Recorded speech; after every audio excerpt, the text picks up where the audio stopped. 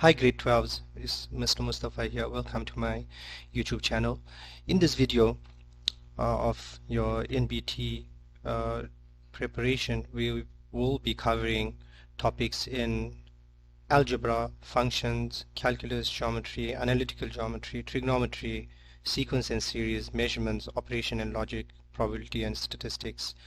I have collected some data over the past few years from my ex-students, and all I've done is I've taken out the multiple choices, and obviously due to copyright concerns from the NBT, I've comprised this video for you, approximately 70 questions from past papers that will help you progress with your NBT exams. So let's get straight into this video and solving all these types of problems. As you see, this is a really long paper, and it's covering all the topics that I've just mentioned. So let us have approximately 62 questions, but within some of the questions I have like embedded questions for better understanding. So let's start with algebra. Algebra is comprised of exponents, algebraic fractions, equations, simultaneous equation, word problems, right? And as you see here, I have about approximately 8 questions on algebra that appeared in past papers, and obviously it's changed, and I've taken out all the multiple choices, so it will help you. The reason why I didn't put the multiple choice, so you don't guess, and I will show you the detailed solution on how to solve these types of problems. So let's start with question 1. Question 1 says simplify, and it's on exponents, and let us get straight into this problem. Right, so if we want to simplify this, 4 to the power x plus 2 times 9 to the power x should be to the power x minus 1 on top. Let's correct this.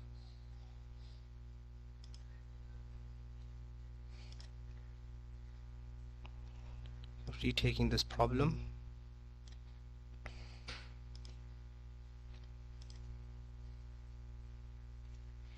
Right, now let us solve this. What's important for you to know in this exponential simplification is prime factorization. So 4 can be written as, the number 4 can be written as 2 squared. So we will rewrite 4 as 2 squared. Remember, no calculators are allowed in NBTs, so make sure you know your prime factorization well. So we know the number 4 can be written as 2 squared, so we will have to replace 4 as 2 squared. 9 can be written as 3 squared. We have a problem with 72. We know 72 is basically equal to 8 times 9, right? And 8 is 2 cubed times 9 is 3 squared. That's how we can write that out. And now, since we have everything in terms of prime bases, we can simplify. So let us go and simplify these.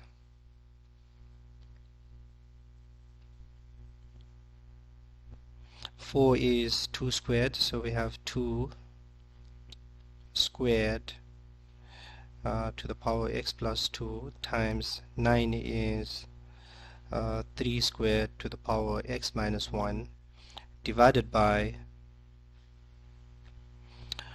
72, which is 2 cubed times 3 squared to the power x times 2 to the power 1 minus x. Now let us simplify this. So that will become 2 to the power 2x plus 4. Remember, when you're raising a power to a power, you got to multiply these out, right? Times 3 to the power 2x minus 2 divided by 2 to the power 3x times 3 to the power 2x. Remember to multiply these out as well, the powers, right? And then times 2 to the power 1 minus x. Now what we can do is we can group all the 2's Alright, so we have 2 to the power 2x plus 4. Everything that we have in the denominator, when you're subtracting powers, when we divide exponents, we need to subtract the powers. So that's why the 3x goes on top, becomes minus 3x. The 1 will go on top, it will become minus 1. The negative x will go on top, it will become plus x.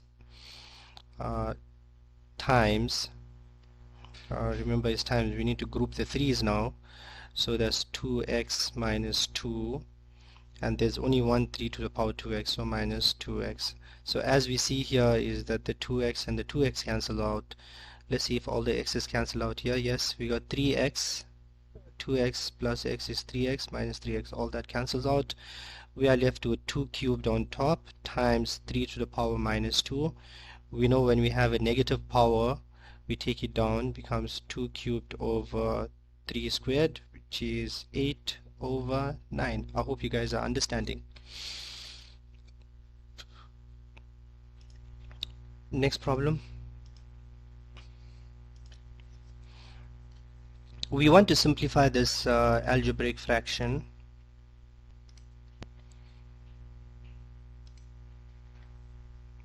Right. Simplifying this algebraic fraction gives us, let's see, so when it's division over division, what we usually do is we write it out like this: a plus 1 over b divided by a over b.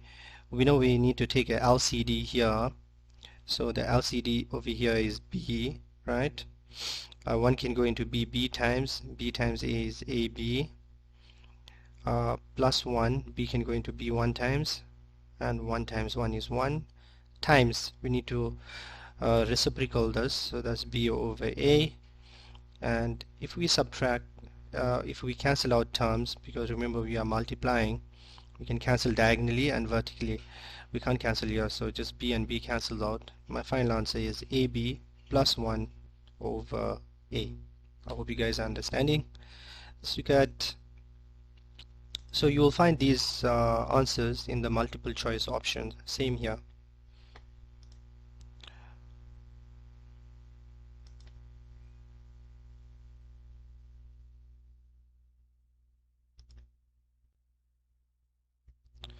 Let's look at part C of simplification. Right, so we want to simplify part C, and I've said write in different forms. So what does different form means? We can simplify this. What is 6? 6 is basically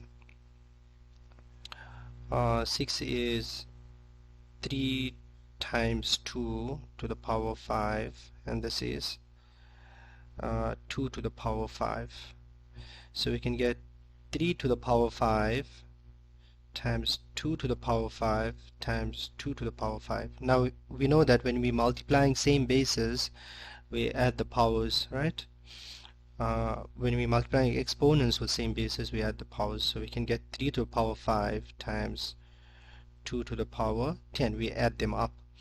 Right, so that's one of the form. Let's look at another form to simplify this. So we got 6 to the power 5 times 2 to the power 5.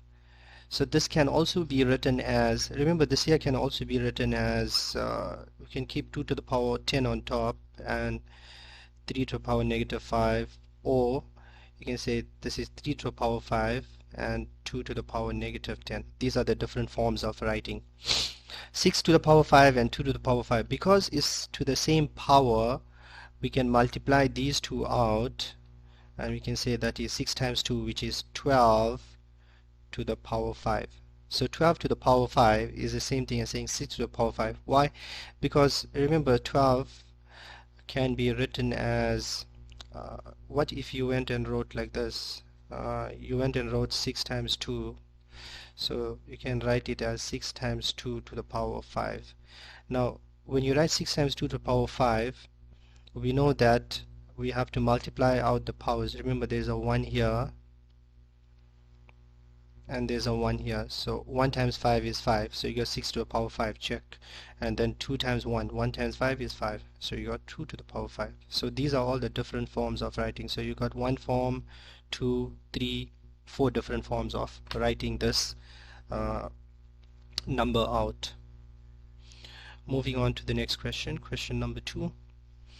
Yeah, very famous questions, and from previous students I've had, they say that this question appears a lot, right? So let's solve this.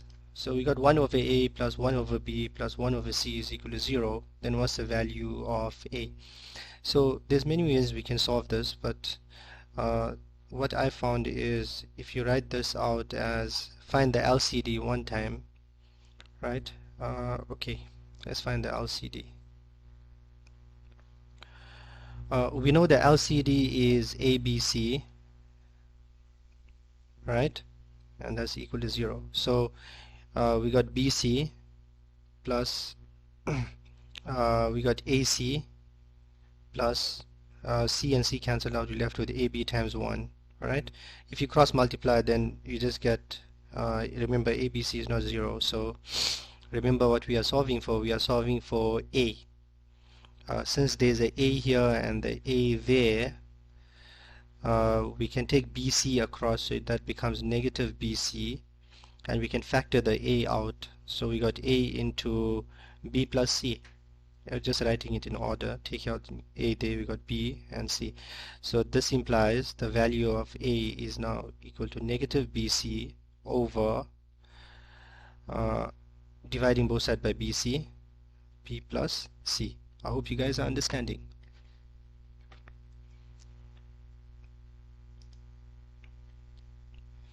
Let's look at number 3. A question based on simultaneous equations, right?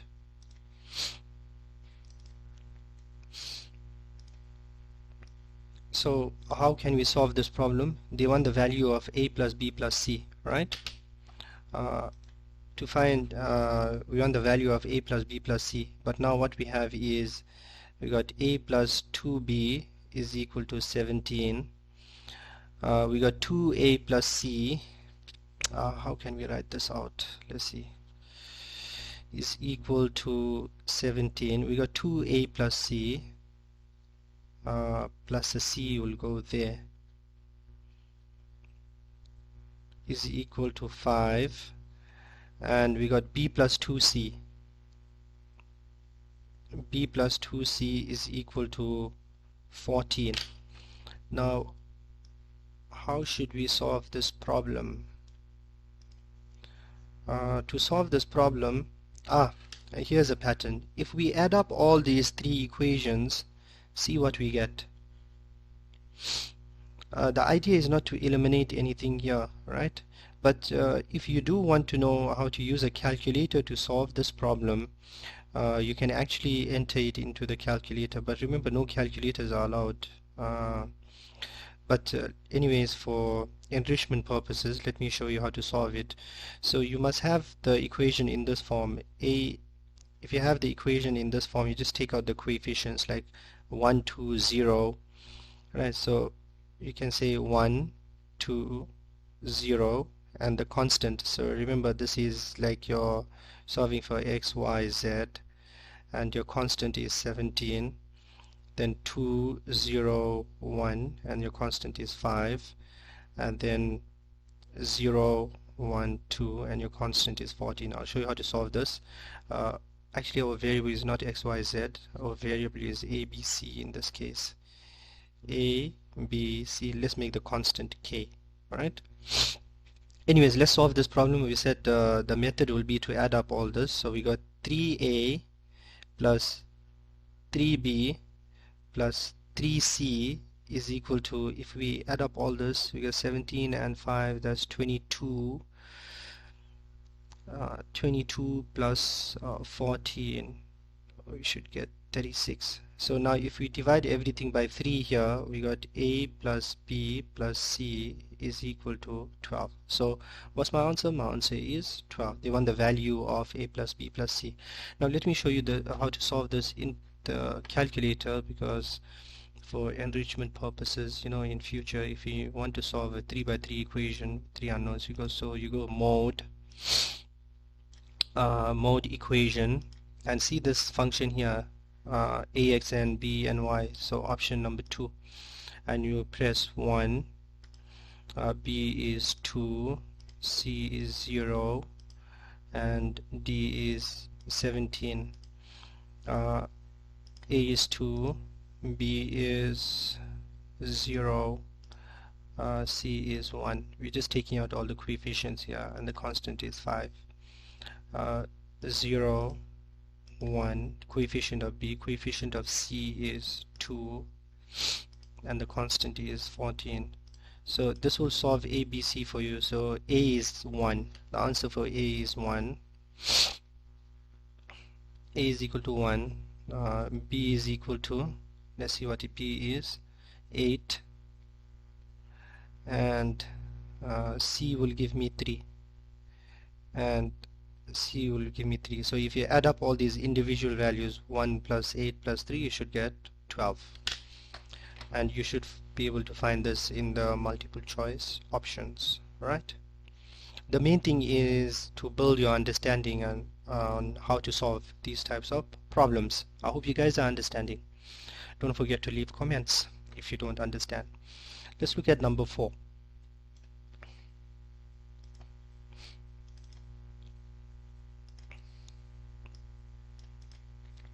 So we have w which is equal to 6 minus x, and we got 2y equals w plus x, and we got 2z which is equal to y minus 1. Now we want to solve what's w plus x plus y plus z.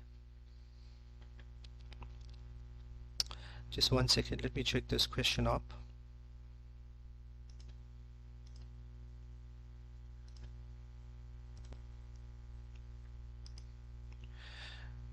Alright, so we want to find w plus x plus y plus z is equal to. Now we got, problem here is we got 3 equations and 4 unknowns, but we have to use some kind of trick to solve this. We can find from the first, if you carefully observe the first equation, we got w equals 6 minus x, so obviously you can go and find what's w plus x. So that's part 1 of the problem solved. See, if I bring the x over from equation 1, we can say w plus x is equal to 6, right? So we know w plus x is equal to 6. Now looking at the second equation, we can solve for y because we got w plus x. So 2y is equal to 6. So y is now equal to 3. Since y is equal to 3, in the third equation we can say 2z is equal to 3 minus 1, which is 2. So z is now equal to 1. So w plus x plus y plus z is now equal to w plus x, we know that is 6, y is 3, and z is 1. So what's my final answer? My final answer is 10. So these are some of the tricks that you got to know on how to solve these problems. You don't have to go and solve for each one individually. So just look at the pattern. Because we had 3 equations and 4 unknowns, you would expect 4 equations with 4 unknowns, but that's not the case. In this case, it just works out. Moving on to question number 5.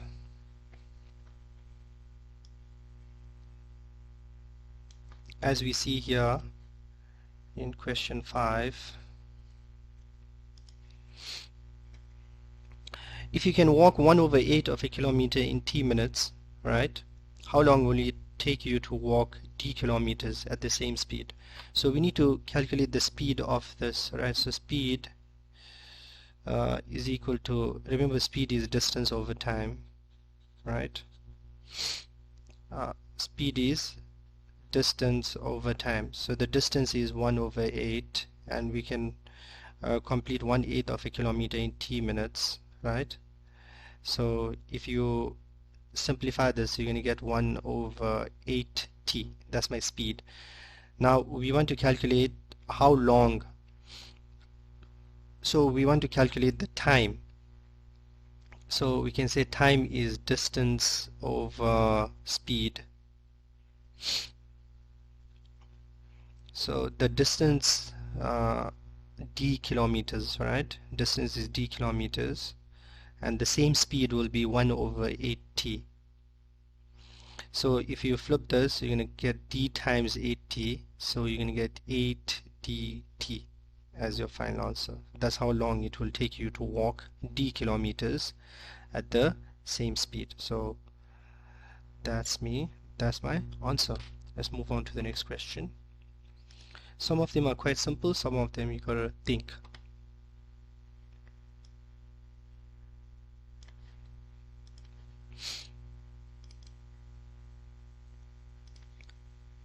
Uh, 30% of a number is equal to 60% of 60. So 30% of a number is basically, let's just say 30% is the same thing as saying 3 out of 10 x, the number is x, is equal to, it's a word problem, so 30% of a number, we don't know the number, so that number is x, is equal to basically means is equal to, put an equal to sign, 60% of 60, so 6 out of 10 times 60.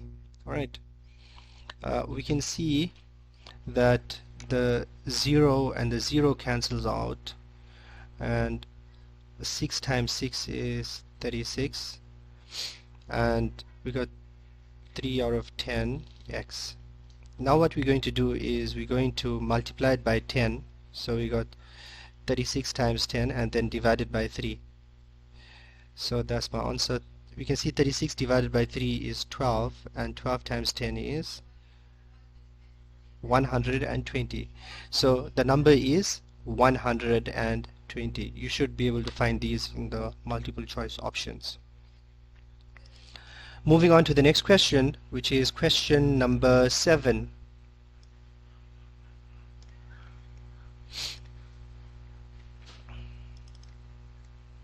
Word problem.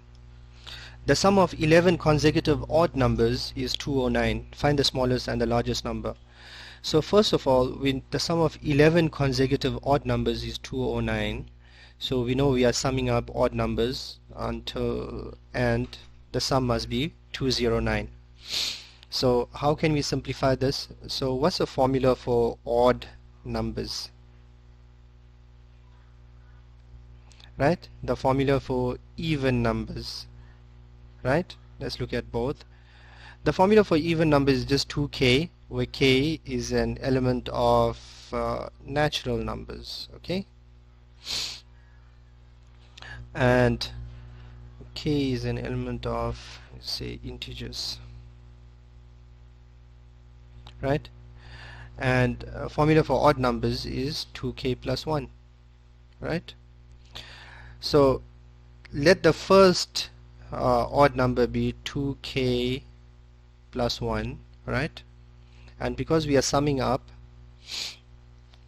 the next odd number will be just adding this by 2. So you can get 2k plus 3 plus 2k plus 5 and so on. Remember 11 times, right? So we know n is equal to 11.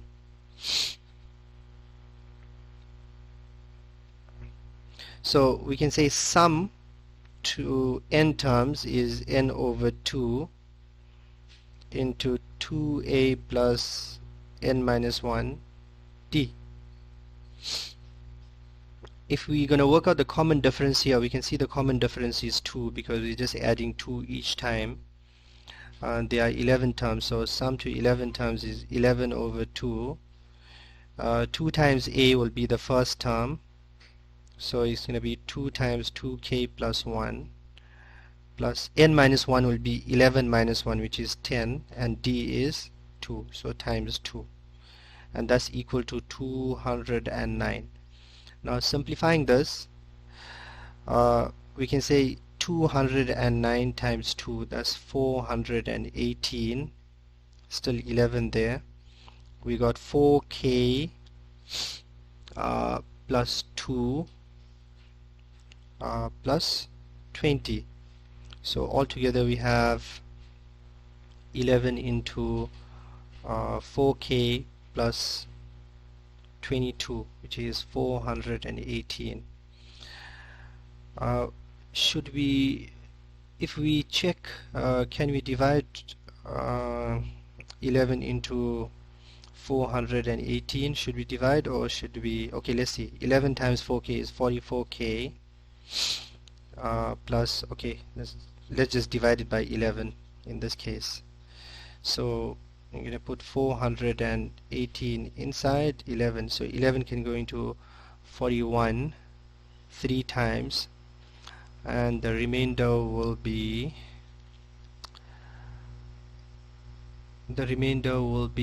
8, and 11 can go into 88 8 times.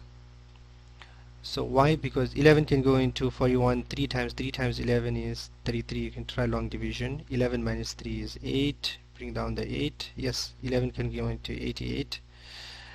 11 minus 3, so that's 0. Yep, so 38. We have 38 here. So we got 4k plus 22 is equal to 38. We're going to take 38 and minus 22. So you're going to get 4k is equal to 16. This implies k will be 38 minus 22, alright? We're getting 16, and k is equal to 4. So the first number,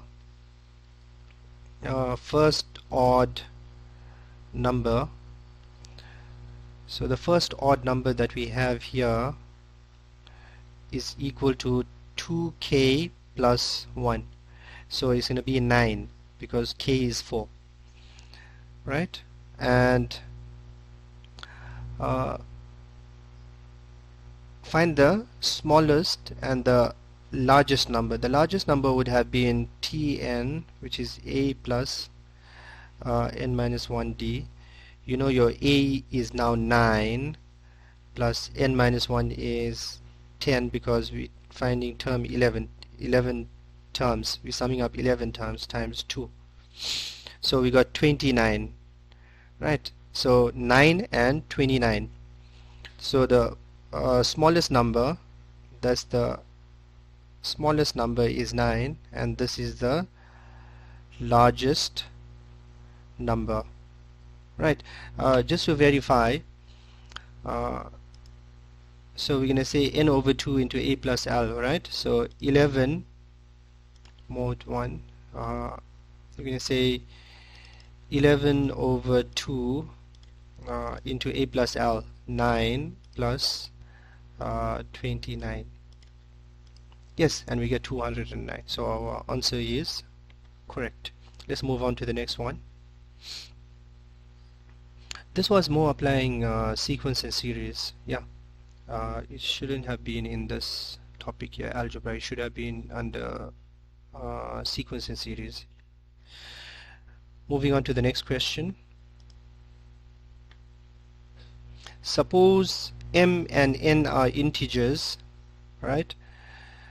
A very famous question, right? So try to understand this.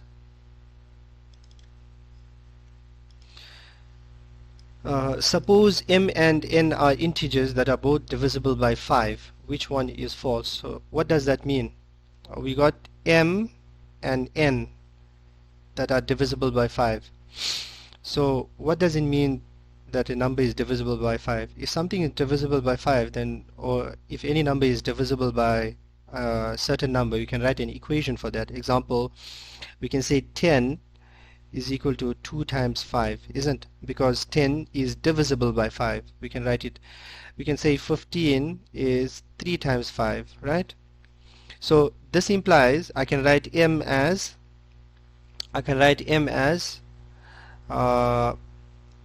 as 5q.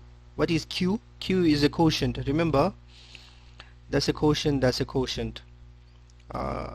Because if I take 10 divided by 5, I will get 2. I take 15 divided by 5, I will get 3. That's a quotient. So I can write as m as 5q. Similarly, let's write it as 5q1, first quotient, and I can write n as the second quotient, 5q2.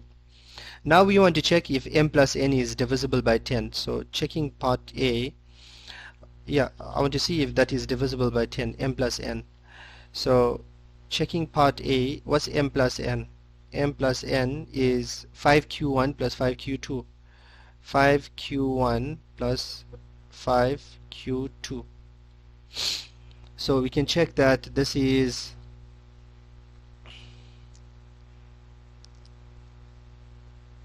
five into q1 plus q2.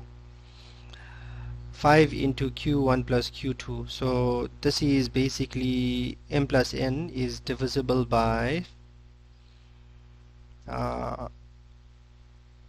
it's divisible by 5 because q1 and q2 can be anything. So this one is false, right? So this is not divisible by 10, it's actually divisible by 5. Let's check the next one, B.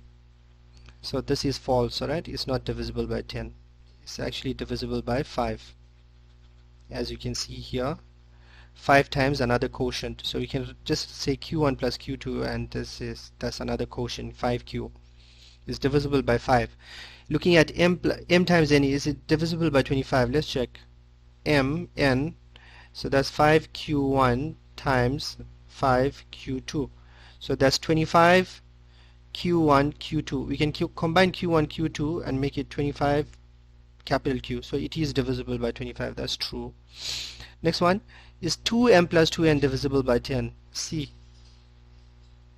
2m plus 2n, that's 2 into 5q1 plus 2 into 5q2, because m and n of q1, 5q1 and 5q2. So that's, I can take out 10 as a common factor, and I'm left with q1 plus q2. Yes, so that is 10 capital Q. q1 plus q2 is just two different quotients, two different answers. I can combine them and make that. So that's also true. Last one is m squared plus n squared divisible by 25. Let's see. M squared plus n squared, that's 5q1 squared plus 5q2 squared, right? So that's 25. I can take out 25 as a common factor and write it as q1 squared plus q2 squared, not squared on the outside, squared on the inside, and that's 25q. So this one is also true. So only the first one is false, right? Because it's not necessarily divisible by 10. It's divisible by 5. Depends on this. Right. So this one is always true. Alright, that one is always true, that one always true, that one is false. I hope you guys are understanding. Great. Now let us move on to the next topic, which is functions. Now what some students were saying is that they found questions like these in the 2014-2013 examination. So let's see what's an absolute value function. Right, let me just explain that. It's basically a V graph, right? So a function like this is like a V graph, right? So absolute value. So you need to go and sketch this graph. So what's a V graph? It's an absolute value function, right? It looks like this. An absolute value basically means everything is positive. Example, what's the absolute value of -5? The vertical line is just 5. What's the absolute value of 5? Right? That's also 5. You can check it out on the calculator. It has an absolute value function. So if you go shift absolute value of -5, see what answer we get? We get 5. And 5, we get 5. Right? So what's an absolute value function? It looks like this, right? It's a V graph. That's a positive absolute value function, right? If you want a negative, it was similar properties to a parabola it has, right? So that's absolute value of x. Basically, an absolute value of x is defined as the square root of x squared, and that can be further defined as x if x is greater than or equal to 0, and negative x if x is less than 0. Now we want to find this, we want to sketch this function here. Let's sketch this function. This is y equals absolute value of x. We can look at some points, which is 1, 1, and look at another point which is symmetrical, -1 and 1. Now to sketch this function y equals f of 2x plus 1, we need to replace x with 2x plus 1. So 2x plus 1. Now remember to find it's a positive graph, right? And to find the x-intercepts, we should find the x-intercept first. What are the x-intercept? Make y 0, so you're going to have 2x plus 1 is equal to 0. We can drop the absolute value, right? So we can say this is 2x plus 1 is equal to 0. This implies x is equal to negative half. And to find the y-intercept, we make x 0, so we get absolute value of 1, which is 1. So my graph should be sketched like this, cutting through negative half on the x-axis, right? And it's a V graph, so it should go like this. Remember, negative half, and we're saying the y value is 1, right? So we should get a graph like this. Thus negative half and the value is 1 there. If you try to look at the symmetrical value here, if you try and substitute negative 1 inside here, remember half, so we're going another point half from here to there. So if you substitute 1 inside, negative 1 inside, you should get minus 2 plus 1. Absolute value of negative 1 is 1. So if looking at symmetry, there's negative 1 and 1 should be another coordinate that lies on this graph. So this is an absolute value function. It's basically a V graph. No need to go too much into detail of this because they don't tell you to sketch graphs. The graphs will be given. You need to find the appropriate points, right? Next question. In functions, yes, find the distance between the x-intercepts, right? So 10.1, or find the x-intercepts and then find the distance between them, right? We have y equals x squared plus x minus 6. So obviously we need to factor them out. So we got x plus 3 and x minus 2. So my x-intercepts are negative 3 and 2, right? My x-intercepts are negative 3 and 2, and the distance between them is 5. Similarly, let's look at the next question, which is in turning point form, but remember we're finding the x-intercepts, so you have an option. You can factorize them, or you can just make it equal to 0 to solve for the x-intercept. Right, so making it equal to 0, take the 25 over instead of opening this whole thing up, right? And take a square root. So when you take a square root, you have to say plus minus 5. Because you're square rooting, you have to say plus minus. So x minus 2 is equal to negative 5, or x minus 2 is equal to positive 5. So x is equal to minus 5 plus 2, which is negative 3, or x is equal to 7. So the distance from minus 3 to 7 distance is basically equal to 10. I hope you guys are understanding. Right, don't forget to leave comments if you don't understand. Let's look at the next question, which is on functions and yes, how to find equations of lines, right? Now try to understand this, because we want to find the equation of two different types of lines, a parallel line and a perpendicular line, which is parallel to this line, right,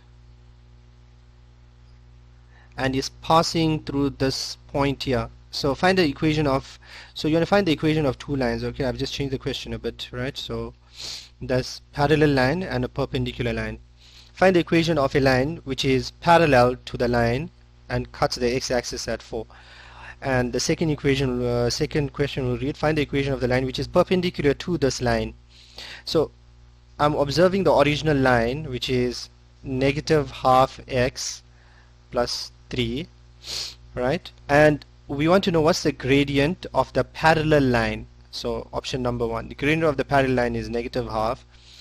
And what's the gradient of the perpendicular line? The gradient of the perpendicular line is you have to take the negative reciprocal, so you need to flip this and opposite sign, so 2, positive 2 over 1, positive 2 over 1, so positive 2, and it passes and it cuts the x-axis at 4. So if it cuts the x-axis at 4, your coordinate is 4, 0. It passes through this point, and your coordinate is at 4, 0.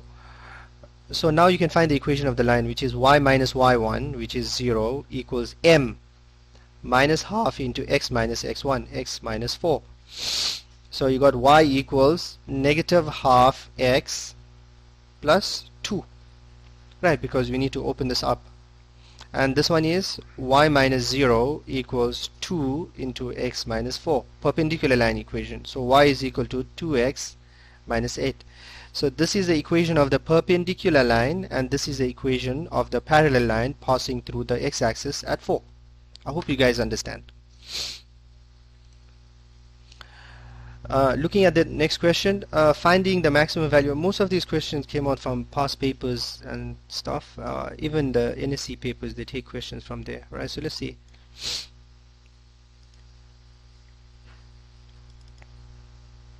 So find the maximum value of, now this is functions, alright? Find the maximum value of, remember this is where the graph is starting at -1 and ending at 0. So we're going to substitute the extreme points, -1 and 0. So if I say y equals 1 over 3 to the power -1, remember 1 over 3 can be written as 3 to the power -1 to the power -1, which is 3. And then if I substitute 0, that's when x is equal to -1, and this is when x is equal to 0. We're going to get 1/3 to the power 0, which is 1. Anything to the power 0 is 1. Alright.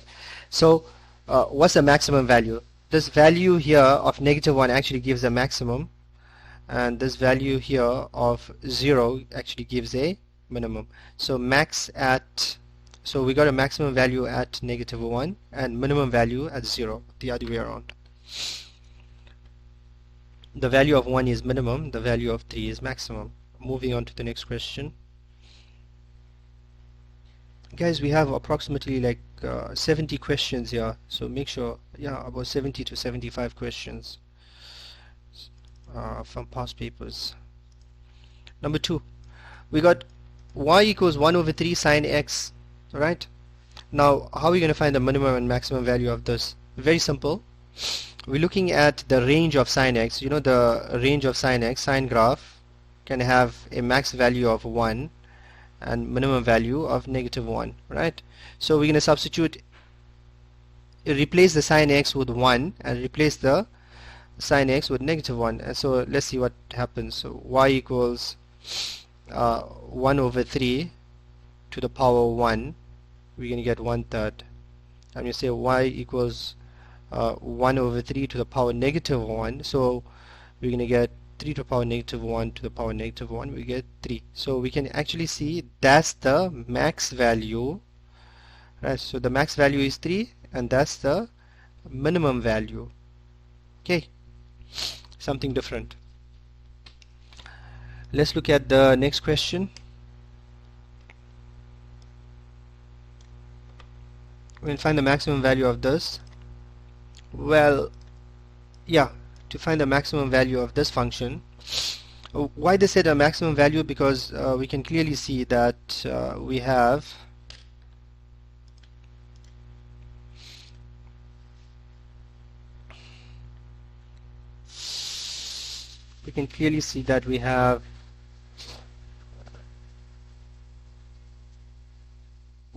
a quadratic function on the index. So that's the reason they asked us to find the maximum value. So the maximum value here is finding the x value of the turning point, which is minus b over 2a. Minus b will be minus, what's b? 2, and 2a will be 2 times -1. So you got everything cancelled out, you get 1. And substituting 1 into this, you're going to have y is equal to negative into 1 squared. Okay, we're just substituting x value is 1. So we're just going to have -1 plus 2 plus 3. So we get 4. And y equals 2 to the power 4, which is 16. So that's my maximum value. You'll find these answers in the multiple choice options. Alright? Next question. Number 4. We want to find the maximum value of this. The reason why they're asking us for the maximum value is because of the parabolic functions, right? It's because of the parabola. Now, to a similar story here. To find the max value here, we're going to say minus b over 2a, right? And then substitute that value inside the square root. So we're going to get minus 4 over 2 times negative 1. So in this case I get 2. And substituting 2 here will give me the maximum. So let me just say max equals square root of 2. So that should give me 2 squared, which is 4 minus 4 plus 8 minus 3. So that gives me square root of 1, which is 1. So the maximum value is 1. If you end up with square root of 5, you can't really find that. So you leave that answer in third form.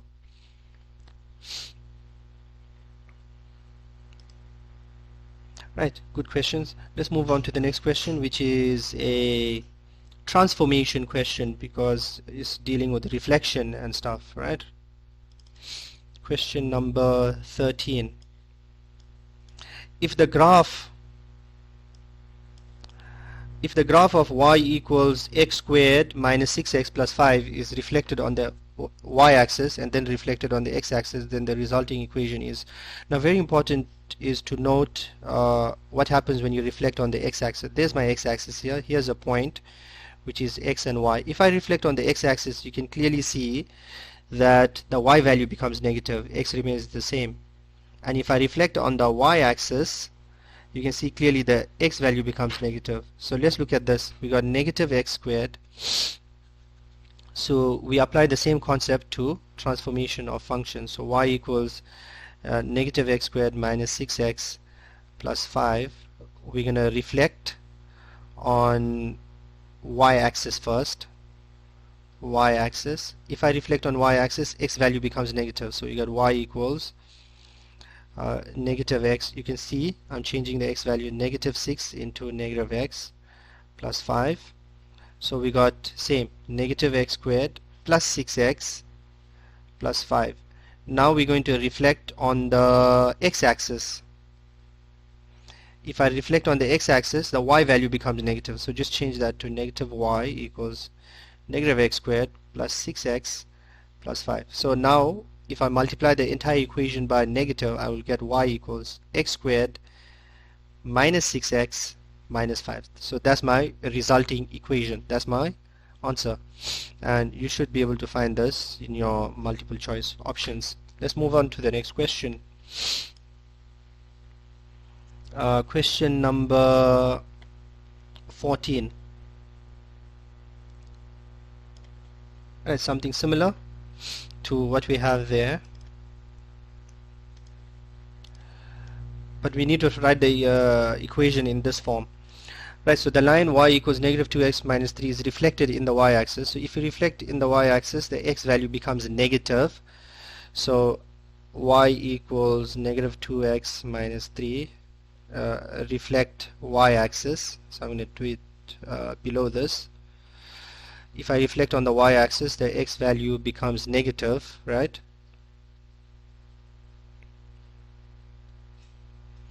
So now I have an equation which is y is equal to 2x minus 3. But now I want to write the equation in this form. So bring the y over. This implies 2x, bring the y over, minus y, minus 3 is equal to 0. So that's the equation. You need to write the equation in this form, and you'll find this answer in one of your multiple choice options. Question number 15.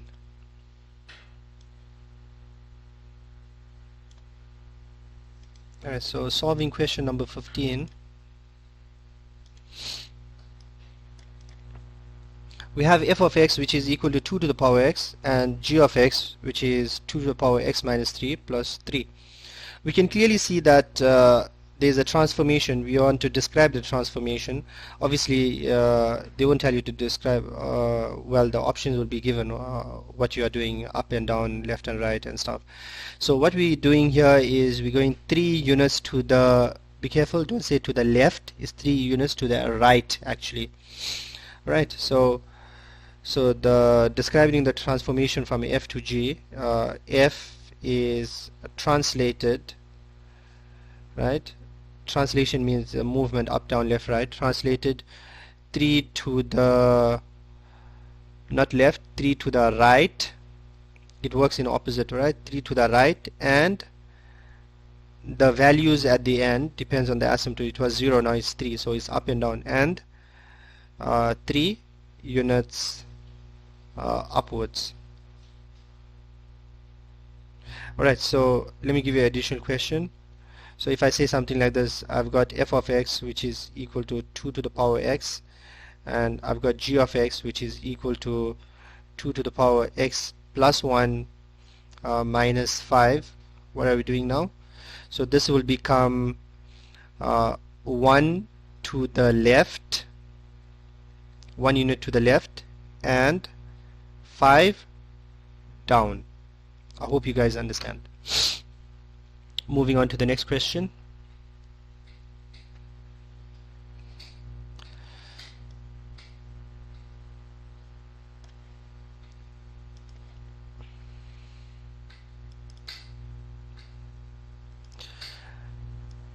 If 3 to the power x, if f of x is equal to 3 to the power x, then the reflection of the graph of f should be f.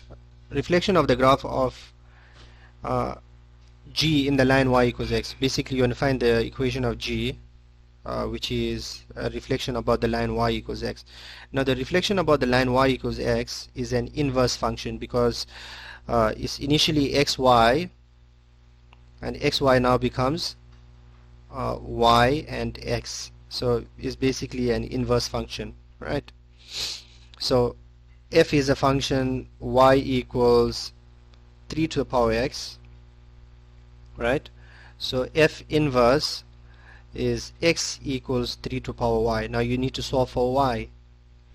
Alright, so if you solve, now f inverse is my g function. If you solve for y, you can get log x base 3. So this is my function g of x. I hope you guys understand, right? So this is on functions and inverses. Moving on to the next question. Remember, reflection about the line y equals x basically means that it's an inverse function that you are finding.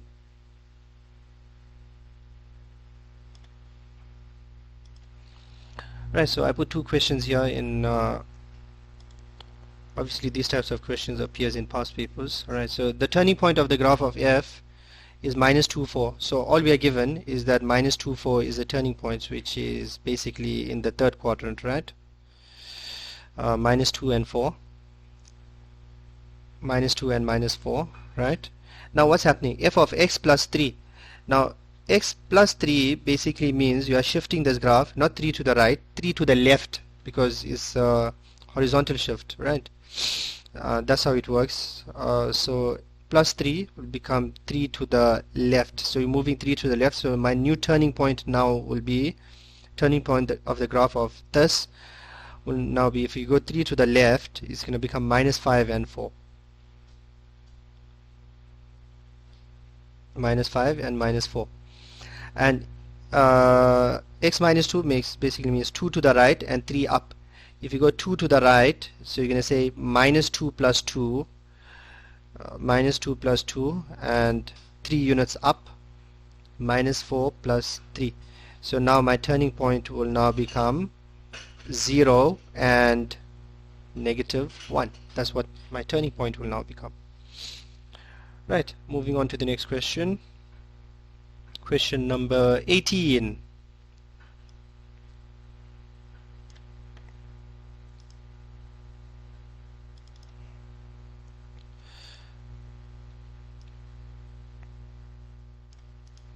Right, so we got f of x, which is x squared minus 9x plus r, and f of r is equal to negative 16. Then f of minus 2 is, so what's happening here? F of r equals negative 16, so we need to substitute r in the place of x. So we got x squared minus 9r plus r equals negative 16.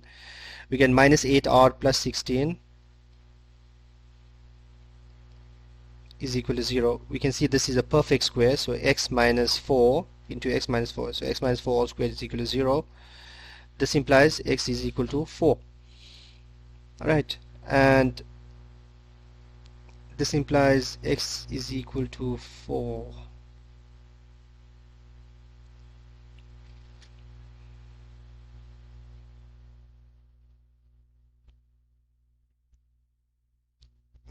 Not x equals 4, r equals 4. Right, so that should be r squared, not x squared. Should be r squared minus 8, r equals 4. So since r is equal to 4, we can replace it here. So now we have f of x, which is x squared minus 9x plus 4. And what's f of minus 2? F of minus 2 will give me minus 2 squared, which is 4. 9 times minus 2 is plus 18, right, and plus 4. So we have 22, 26, right? Hope you guys understand.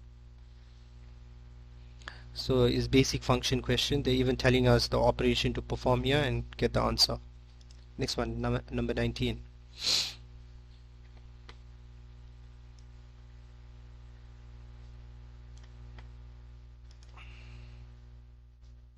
Right, in solving this question, what's important is to figure out, right, let's see.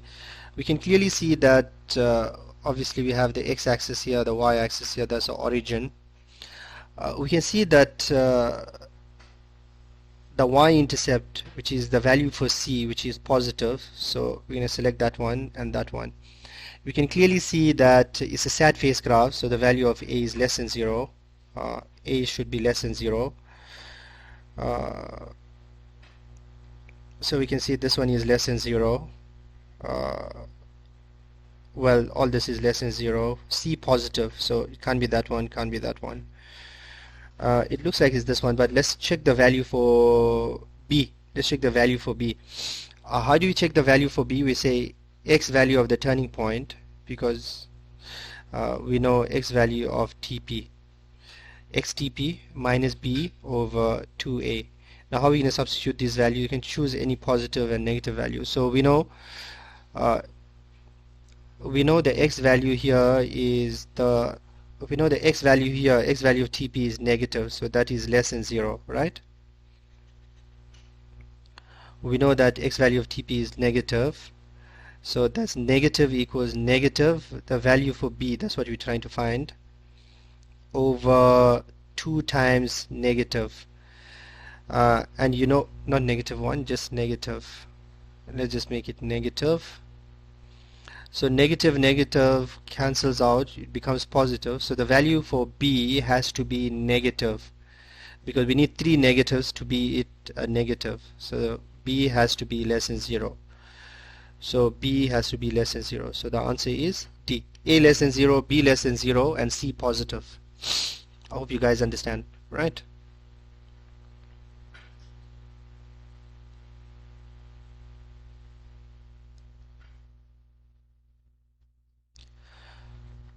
Looking at the next question, number 20.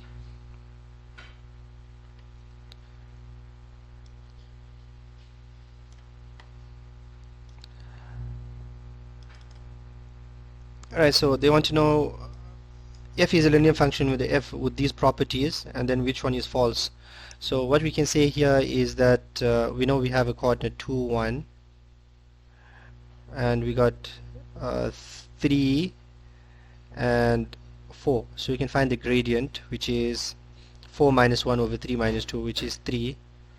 Right, so the gradient is 3. Y minus y1, y minus 1 equals m. 3 into x minus 2. I'm substituting the first point.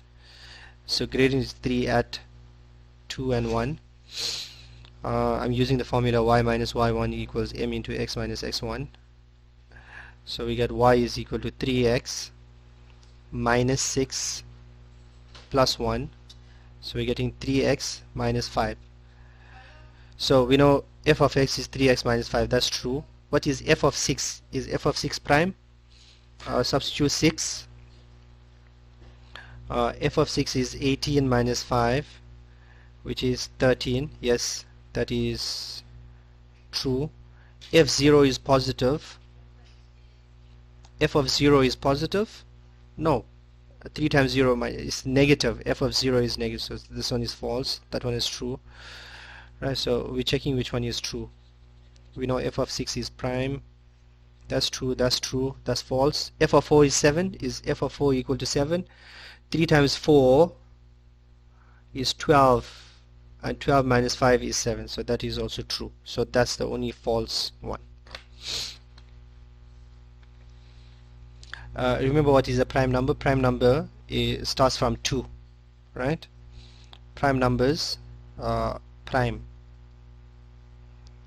and it only has two factors, so 2, 3, 5, 7, 9, 10, 11, 11, 13, 17, and so on.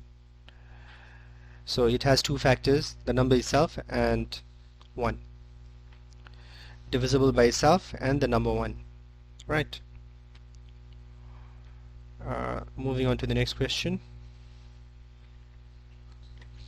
Right, this question number 21 is based on composite functions, right, which we do in advanced maths, but anyways, composite function is, we don't need to go too much into detail of this. It basically means what fg of x means.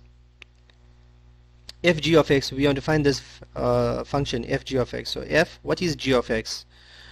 1 minus x. So wherever you see x, you replace it with 1 minus x in f. So I see an x here, I must replace it with, because if I ask you what's f of 2, you're going to replace the x with 2. So what's f of 1 minus x? It's going to be 1 plus 1 over 1 minus x. Now we simplify this using algebra, so 1 minus x is my LCD.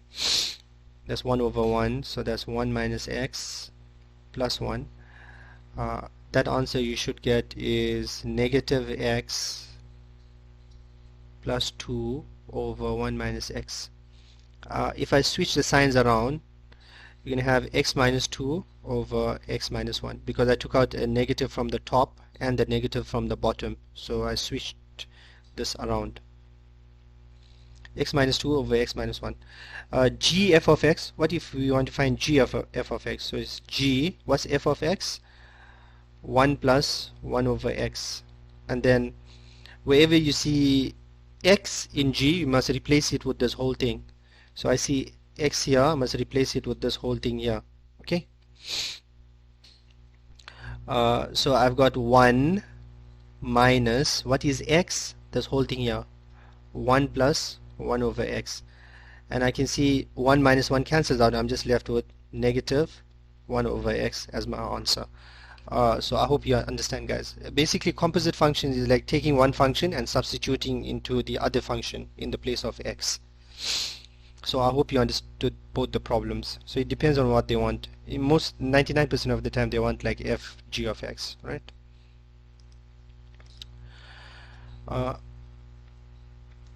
Alright, and now we move on to calculus. Right, so what's in calculus? Looking at some of the questions from calculus. There's not like detailed calculus in your NBT, it's just basics. How to differentiate, find minimum and maximum values, that's it. Obviously for parabola you can just use minus b over 2a. Continuing with this question, we want to find the local minimum and maximum, right? So we know this function is a cubic function, and is because the value of a is positive, we can get a maximum here, smaller value, and minimum will be the larger x value. Anyways, let us solve this.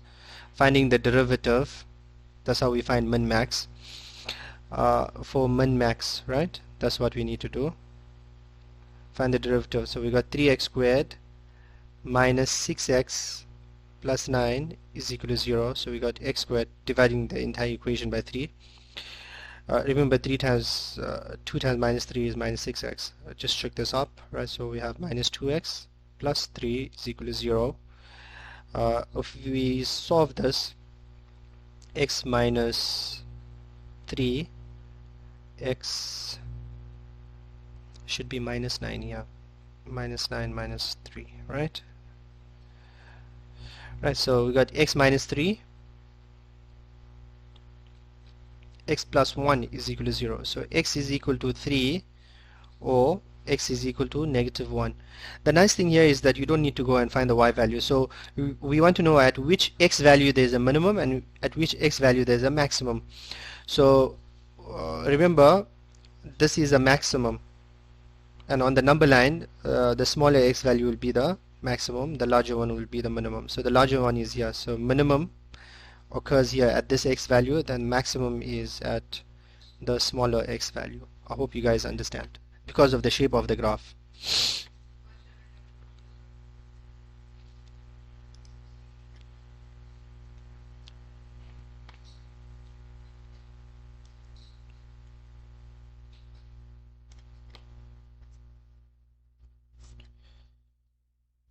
Looking at question number 23.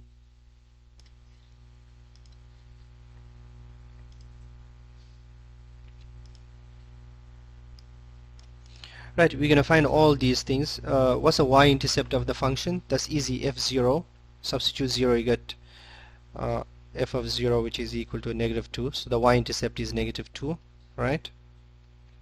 That's easy. B, for which values of x is f of x stationary, increasing, decreasing? For which values of x? Only find the values of x, don't find the y values. Right, so we're going to find f prime x again. Because we want to find increasing, decreasing, stationary. Stationary is like at the turning points, right?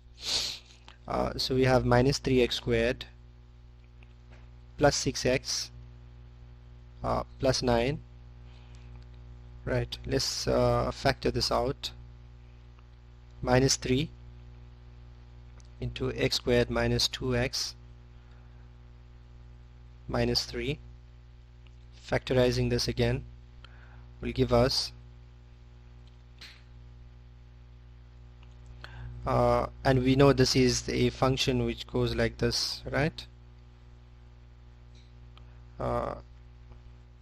So we basically have a minimum here at the lower x value and maximum at the higher x value, right? So we got x minus 3, x plus 1, right?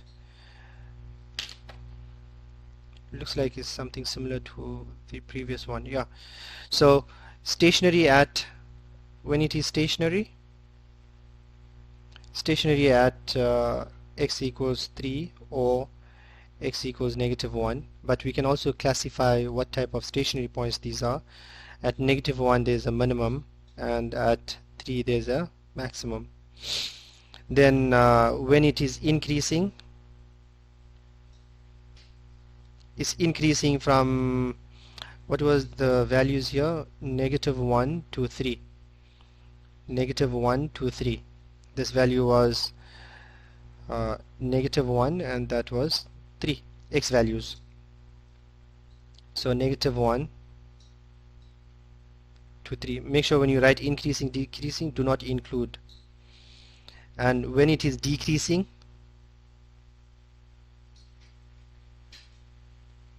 it is decreasing when it is less than negative 1 or x is greater than 3. So we got stationary points, increasing, decreasing. Next one, we will find when it is concave up, concave down. So we find the double derivative.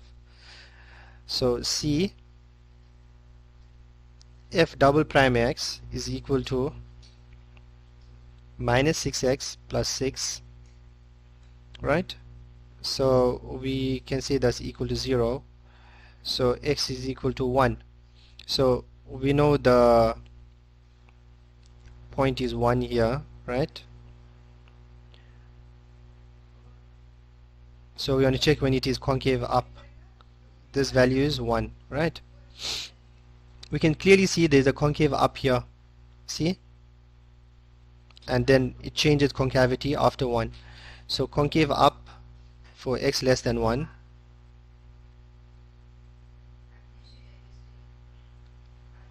X is less than 1.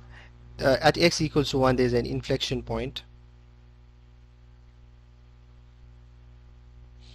Concave down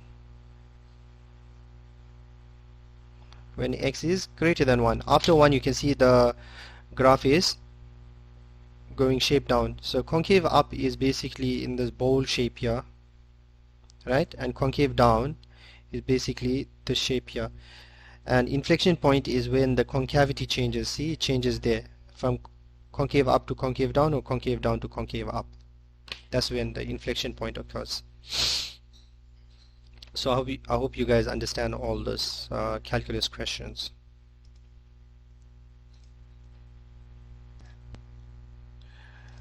Moving on to geometry, which is question number 24. As we see here, we have some circle geometry. So A and B are the centers of two equal circles. Now remember, they are equal circles, so obviously the radius will be the same. The length of the line AD. Centers of the two equal circles, the length of the line AD in terms of R. So we want to find the length of AD in terms of R, right? So that's R, that's R, that's R. So perfect. Because they are equal circle, remember AD is perpendicular to BD because tan chord. Radius perpendicular to tangent. That's the reason why AD, they will tell you that AD touches the circle center at B. So AD is perpendicular to BD, right? That's because radius is perpendicular to tangent, and now that's easy to find because we can just use Pythagoras to find AD. So AD is equal to square root of, we're going to say hypotenuse squared, which is 2r minus the second side squared, which is r squared. So what we are getting here is 4r squared minus r squared, which is 3r squared, which is root 3r, because the square root of r squared is r. Yes, and that's our answer. Your length of AD is root 3r. Some nice questions here. Number 25. Now very important is how to write in 3-point notation. So we want to write the relationship between the angles in 3-point notation. Now very important, just follow through. So try to use 3-point notations to solve. Don't say C1, B1 and stuff. So A, B, C, D lie on this circle with center O. Write down the relationship between the angles in 3-point notations. So usually in your multiple choice they will say which one is false, which 3-point notation will be false. So now let us write some of them down. We can say angle AOB is equal to twice angular center is equal to twice angular circumference, 2 times angle ACB. That's true. Where else is angular center equals 2 times angular circumference? You can also say AOB is also equal to twice ADB. That's also true. That's angular center equals twice angular circumference. So these are the two. This is for angle at center equals 2 times angle at circumference. You know, in your geometry paper you have to write reasons. Okay, and okay, so that's the only two. The angle is, we know that these two angles are also the same. We know that ACB is equal to ADB. Why is ACB equal to ADB? Because of angles in same segments. Angles in same seg. Angles in same segments. Are there more same segments? So that's it, and that's it. You can see this angle here using CD. We can go CBD equals CAD.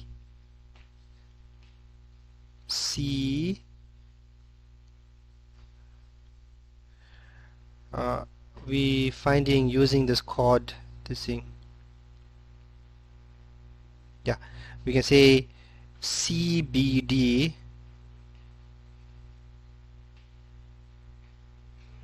is equal to CAD.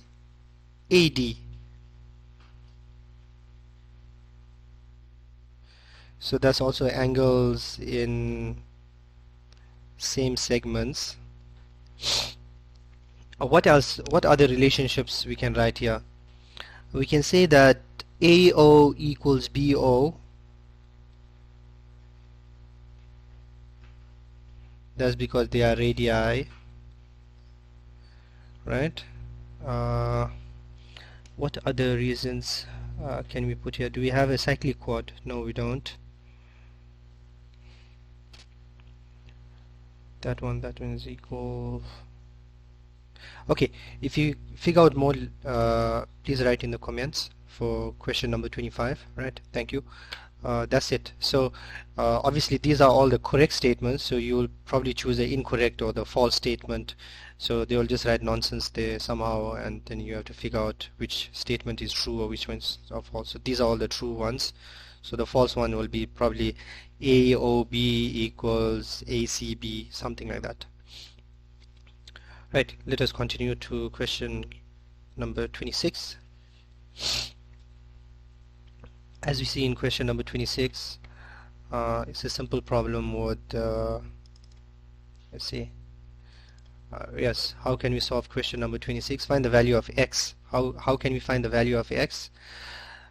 We can see we don't even have a cyclic chord, right? So what we do have here is angular center equals twice angular circumference, because we can find the outside angle, right?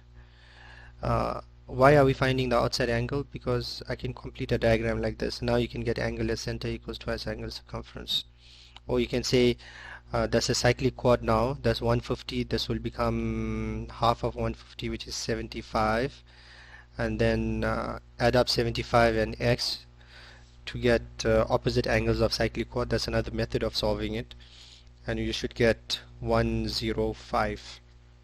X to be 105. Remember, x is equal to 105 degrees. But anyways, let us solve this. We know that angle O1 and angle O2. So we know angle O2 is 360 minus 150, which is 210 degrees. Angles in revolution.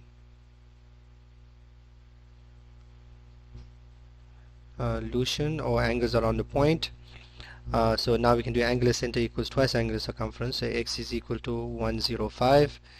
Angle at center equals 2 times angle at circumference. If you have to solve it in normal geometry, that's how you would write. Okay, and if you have to solve it this method that I used, you can say construct line AD and CD on the where point D is on the circumference of the circle, so angle D becomes 75 degrees. Why is this 75? Because angular center equals twice angular circumference, and then opposite angles of cyclic chord. That's another method, right? So but anyways, we solved the answer. We are just interested in the answer. There's no need to give reasons and stuff, because it's NBTs, and there's no need to give any reasons. It's all multiple choice. Let's look at number 27. A very famous question as well. A little bit of thinking involved there. Let's see how we think. Alright, so we know triangle PQR is right angle, PR is 10. We know, okay, first PQR is right angle, so we need to put 90 degrees here. PR is 10, so the hypotenuse is 10, right? PQ is equal to 6. PQ is 6, right? And PQ is equal to 6. Circle center O has a radius R. Circle center O has radius R, so we know this is R, that's R, right? touches the three sides of the circle. So the circle touches the three sides of the circle. So that's there, that's there.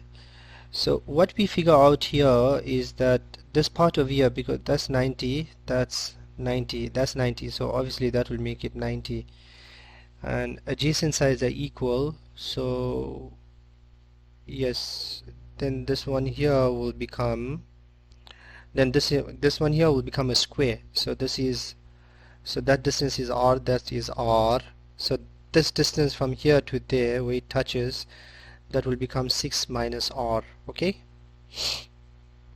oh yeah, the reason why it is a square, because see, tangents from common point, they are equal. See, the distance from there to there and the distance from here to there, they are equal because tangents from common point, and it will be r because it's a square.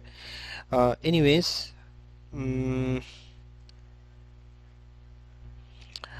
okay, this is r and that's 6 minus r. So what's the distance qr? We're supposed to find qr. Qr is equal to, using Pythagoras of the big triangle, for triangle PQR, I can find QR, which is, this is 6, that's 10, that should be 8. So it becomes 8 minus r. Let's check if this is 8. Square root 10 squared minus 6 squared. That's 100 minus 36, 64. So that is 8. Right, so that's 8 units. So that's r and 8 minus r. And now, find the area of the circle. How are we going to find the area of the circle? Yes, we can solve for r. Right, how can we solve for r, area of the circle? Look at this distance here. Let's call this A, and call this point B. Right, we can see this is also tangents from common point, so AR equals BR. Okay, so AR equals BR, and that's equal to 8 minus r. Okay, AR equals BR, which is 8 minus r, tangents from common point. Right, so that's sorted. So we know this is 8 minus r. That's important, right? And look at this one as well. So let's see, C, call this point C. So we know PC equals PB. That's also equal to 6 minus r. Right? That's same reason here, tangents from common point. Please don't write like this. Make sure you write the entire reason. And then we can solve for r. This implies we can say 8 minus r plus 6 minus r is equal to 10. The entire distance PR is 10. So negative 2r, that's 8 plus 6, 14. So 10 minus 14, right? So negative 2r equals negative 4.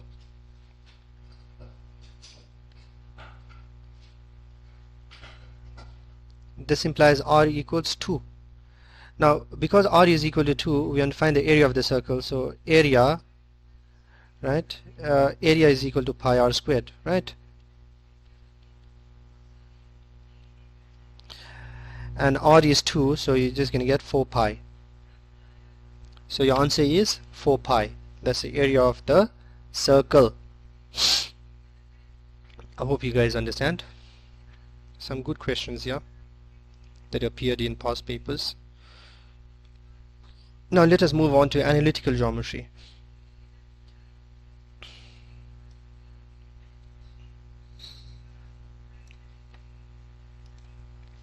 Question number 28.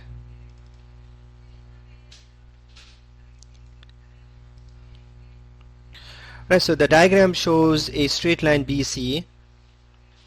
It's a straight line BC with equation 2y. Obviously that's the x-axis, that's the y-axis. 2y plus 3x equals 6. Now very important is nothing is given here. So 2y plus 3x equals 6. That's the equation of BC, which cuts the y-axis. We also know that BC is perpendicular to AC, alright? BC is perpendicular to AC, so we can put a 90 degrees here, right? Then find the area of triangle ABC. ABC. Well, to find the area of triangle ABC, we need half base times height. So we can see AC here, we can see BC there. Area of triangle ABC. Right, so let's see what's the point B. What's the x value here, what's the x value there, right? What's the x value here, what's the y value there? So to find the x value, you're going to make y 0, so you're going to get 6 divided by 3, which is 2. To find the y value, you're going to make x 0, so 6 divided by 2 is 3. Right, so x-intercept, y-intercept from this equation. You make x 0, you find the y-intercept. You make y 0, you find the x-intercept. Now we can find the equation of this line AC. To find the equation of line AC, we need the gradient. What's the gradient here? Solving for 2y, which is negative 3x plus 6. So y is equal to negative 3 over 2x plus 6 divided by 2, which is 3. So we know the gradient of this line is minus 3 over 2, so you should get 2 over 3. The gradient of the perpendicular line, right, is 2 over 3. Opposite reciprocal, right? And it passes through the point 0 and 3, so we already have the y-intercept. So now my equation of line AC will be y is equal to 2 over 3x plus 3. That's my equation of the line. Now if I want to go and find the x-intercept here, I need to make y 0. If I make y 0, because I want half base times height, right? So if I make y 0, I will get 2 over 3x plus 3, multiplying by 3 the entire equation. I get 6x plus 9. Not 6x, 2x plus 9, sorry. 0 equals 2x plus 9. 2x plus 9. So x is now equal to negative 9 over 2. So I know that value is negative 9 over 2. Half base times height. Yes, there's a triangle here, and there we have a perpendicular height, so that's fine. So area is half. What's the base? 4.5 plus 2. So that's 4.5 plus 2, that is 13 over 2. That's the base, because I added 4 over 2. Minus 9 over 2 plus 4 over 2. 13 over 2, and the height is 3. So if I multiply all this out, I'm getting over 4, and 13 times 3 is 39 over 4. So I get 39 over 4, right? Yes, that would be the easiest option to find half base times height, because we do have a perpendicular height here, so no need to go and re-find the height. And the distance from there to there is 2 plus 4.5, which is 6.5, and 6.5 is equal to 13 over 2, which is true. That's the base.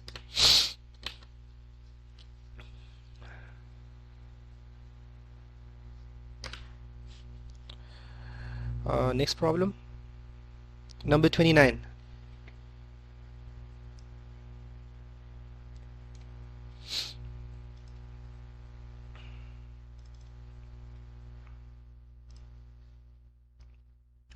Right, very nice question. Which of the following points is closest or the furthest away from the origin? So in order to solve that, we're going to look at generalization on what to do. So if I'm looking at a point which is closest and furthest away from the origin, see, like this point here. So if I just take this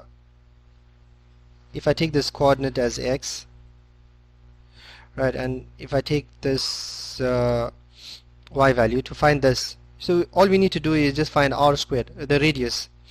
So we know x squared plus y squared is equal to r squared. So we know that from the origin, this one will be the furthest or the closest, right?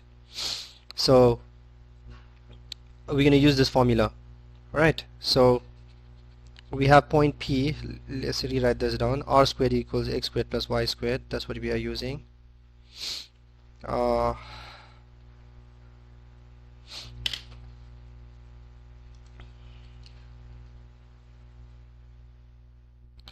So r squared equals x squared plus y squared from Pythagoras. So let's take point P.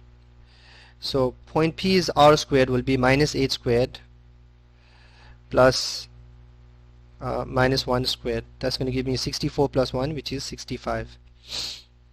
Point Q will give me an r squared value of minus 3 squared plus 7 squared. That's 49 plus 9, which is 58. R will give me an r squared value of this point R, 5 squared plus 6 squared. 5 squared plus 6 squared, that's 25 plus 36. 25, 45, 55. That should give me 61. So far point Q is the closest, right? And S, the r squared for S will give me 7 squared plus 2 squared.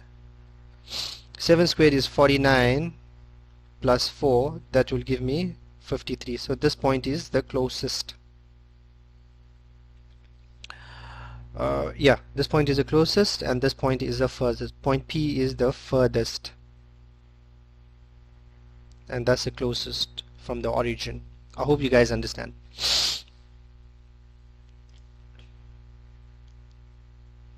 Looking at the next question, which is question number 30.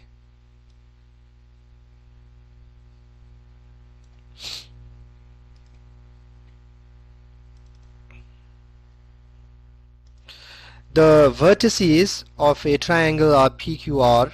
The perimeter of the triangle is, right, so now because they have a generalization x, x, x, you can just choose any x value. Just choose x value of 0. Right, so if I choose x value of 0, I'm getting minus 1 as my first coordinate. So let's go minus 1, minus 1.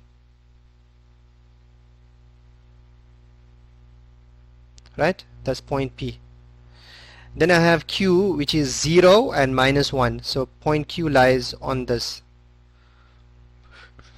Then I have, because I chose x value as 0, so I'm getting these points minus 1, minus 1. You can choose any x value you like. You'll get the same answer. 0, minus 1. And the next value is 0 and negative 3. So I kind of have like a right angle triangle here to work with. Because the distance from there to there is 1 and the distance from there to there is 2. Right? I've got 1 and 2. So the hypotenuse, which is PR, that was Q, right? So the hypotenuse is the square root of 2 squared plus 1 squared, which is square root of 5.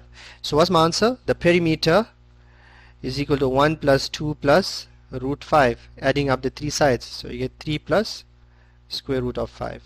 I hope you understand, guys. You can choose any x value you like, as you wish.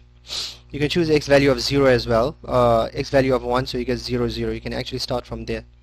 It's just that I chose that, so it's much more easier to work it out. And every time you'll get a right angle triangle to solve.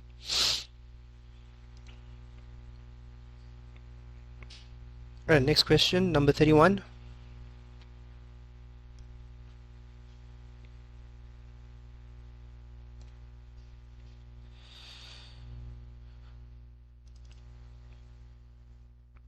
Find the angle of inclination theta that the line y equals negative x makes with the positive x-axis. Let's find for positive x and negative x, right? So what we are looking at is a line which is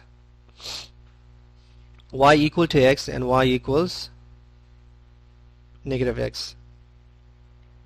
And inclination angle is tan theta equals the gradient. So this is y equals x. Right, so we can see the gradient is 1, okay, and the angle theta is here. So you're going to say tan theta equals 1, right? And for the next one, and using special angles, we know that this answer is 45 degrees. And what if you have a graph which goes like this? right?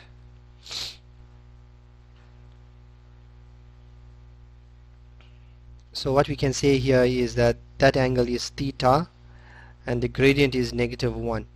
So we're going to say tan theta equals -1. Reference angle theta is equal to 45 degrees, and tan is negative in the second quadrant, so 180 minus 45. So theta equals 180 minus 45 degrees, which is equal to 135 degrees.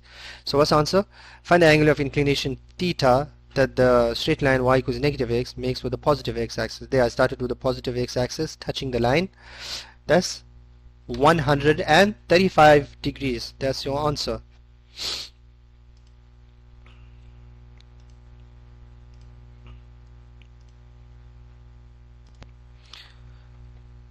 Looking at the next question, number 32, we move on to trigonometry now.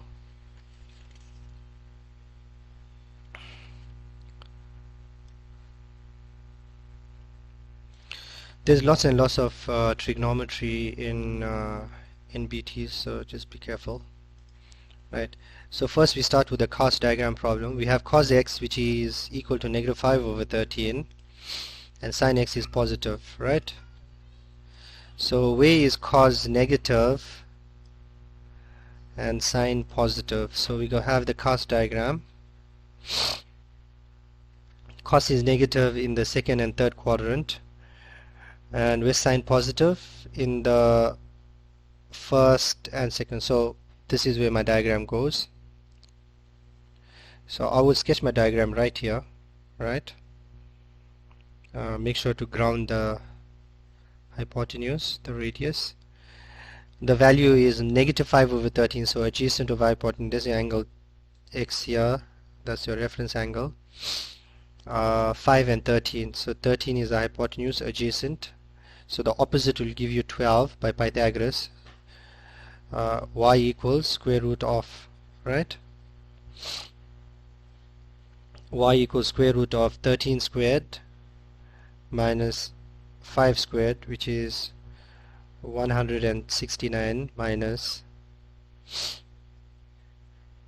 25, which is square root of 144, which is equal to 12. Right, so we have that, and then tan x equals, what's the value for tan x? Tan x is opposite over adjacent, so -5 minus 12 over -5, so I can just take the negative out. Right, so that's my answer. Make sure to check this answer in one of the multiple choice options. Next one, we want to simplify something like this, obviously with the reduction and stuff, reduction and identities. Question number 33. We have sine cubed x plus sine 180 minus x equals cos squared. Right, so we're going to simplify the first part. Sine cubed, leave it as sine cubed x, plus 180 minus x is in the second quadrant. Sine is positive in the second quadrant, so it's just sine x times cos squared 180 plus x, that's in the third quadrant, but because it's squared, it's negative cos x all squared, so it just remains as cos squared x.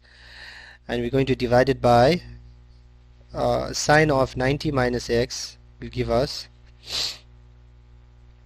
cos, because it takes co-ratio and it's in the first quadrant, and it's 90 minus cos x. Right, now we simplify. We can see clearly that we have cos squared here and we got sine cubed here. So don't change that. Change the sine cubed into sine x times sine squared x plus sine x times cos squared x. You can clearly see that you are taking out a, what are you doing? You're taking out sine x as a common factor, right? And you're left with an identity which is sine squared plus cos squared, right? So sine x into sine squared x plus cos squared x. Remember, I saw cos squared, so I thought about the identity sine squared plus cos squared, and clearly that is 1, right? Clearly that is 1, and sine over cos is just tan x, and you should be able to find that in your multiple choice options. To simplify this, you should get 10x. Moving on to the next question. Question number 34.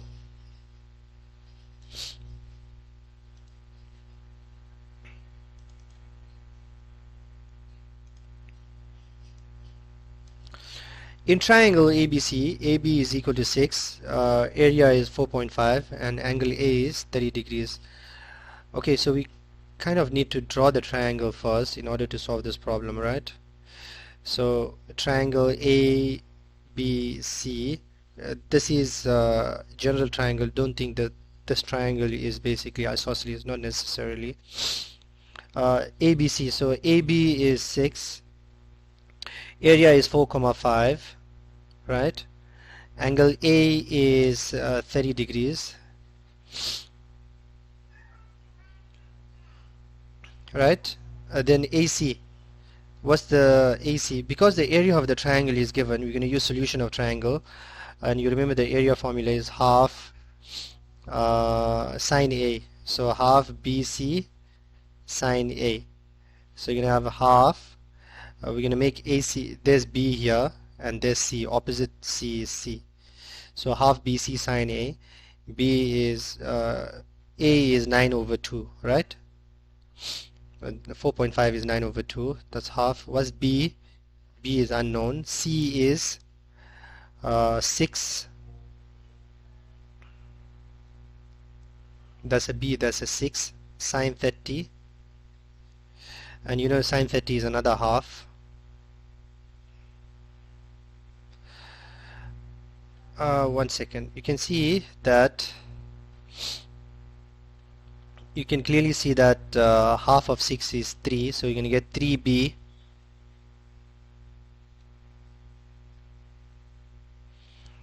times half, another half there. We can multiply both sides by 2, right, to get rid of the denominator. So we got 9 equals 3b. This implies b is equal to 3. So we know the distance AC is 3. I hope you understand, guys. Don't forget to leave comments if you don't understand anything. Looking at the next question, number 35, famous question as well, a famous word problem question. It's been coming out from since like past 10 years. Right, a ladder stands against a wall at an angle of 45 degrees to the floor. So let's draw that scenario.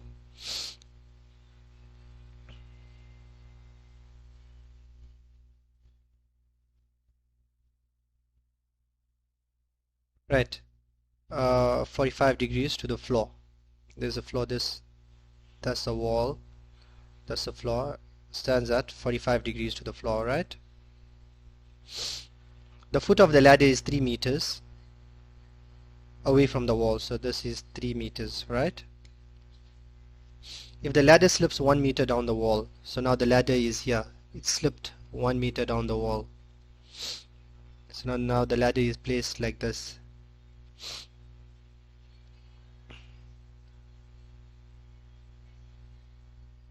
Then the angle theta between the ladder and the floor is, so we want to find this angle theta there.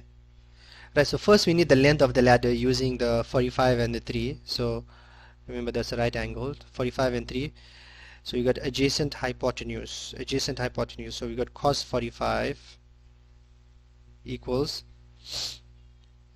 3 over L. Let's call this ladder length L. So the length of the ladder is 3 over cos 45. That's going to give me 3. Cos of 45 is 1 over root 2. That's going to give me 3 root 2. So we know the length of the ladder is 3 root 2. Perfect.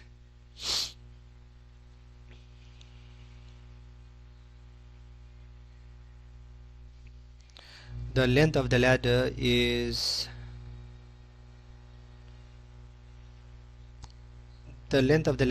3 root 2. And what's the height of the wall here, and the wall here is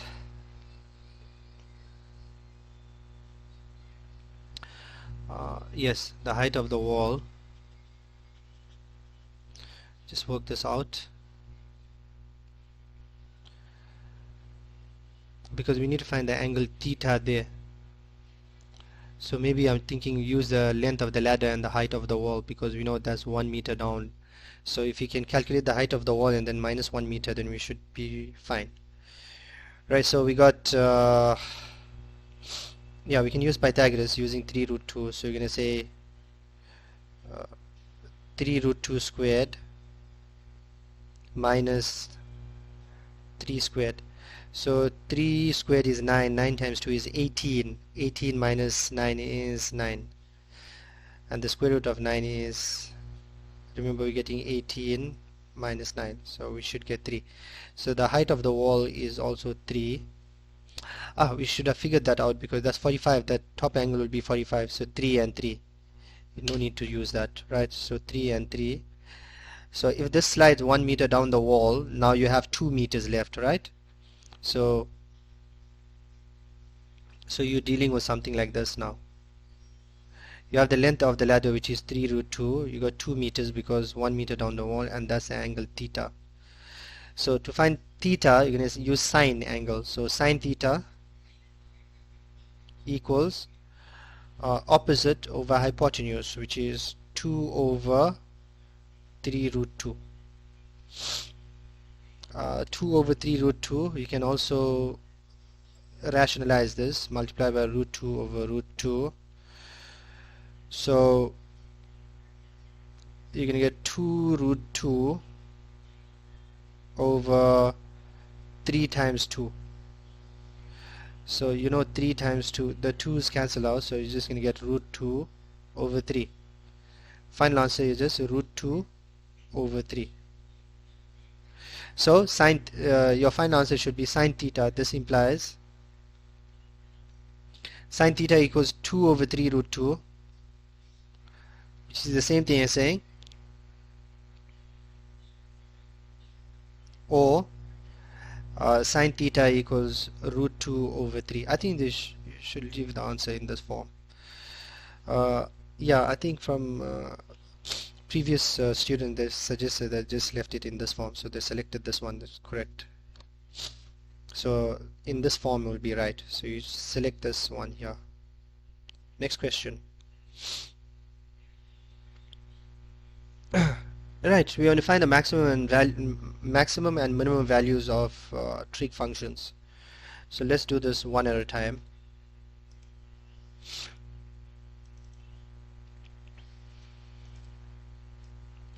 So we got y equals 3 sine 2x. Right, so now we know that the value in the front represents the amplitude and the period. What's the amplitude and the period of this function? Amplitude is 3. The period of sine and cos is always 360 divided by the coefficient of x, which is 2, which is 180. Right, but we don't want to find that. We want to find the minimum and maximum value. So min value is minus 3 and the max value is 3 because of the amplitude. Number 2, let's look at the second one. Sin x cos x. Now obviously for sin x cos x we can't really find much, because we have to modify it into, we need to write this in the form a sin bx. Okay, we need to write this in the form a sin bx or a cos bx. We need to write this in the form a sin bx or a cos bx, then only we can find the minimum maximum that's determine the value of a in the front. Now we got y equals, we're going to multiply by 2 times half, right? Or multiply by half times 2, because half times 2 times sin x cos x, and we can combine the, why we multiply by half times 2? Because half times 2 is 1, and you can take trigonometric function and multiply by 1. It does not change anything. So now we can clearly see that this part over here is a double angle. 2 sin x cos x is a double angle. So what we have, y equals half sine 2x. Now we can get the min-max value from here. So what's the minimum? Negative half. And what's the maximum value? Maximum value is half. I hope you guys are understanding. If you have any questions, and please don't forget to comment, right? And the last one.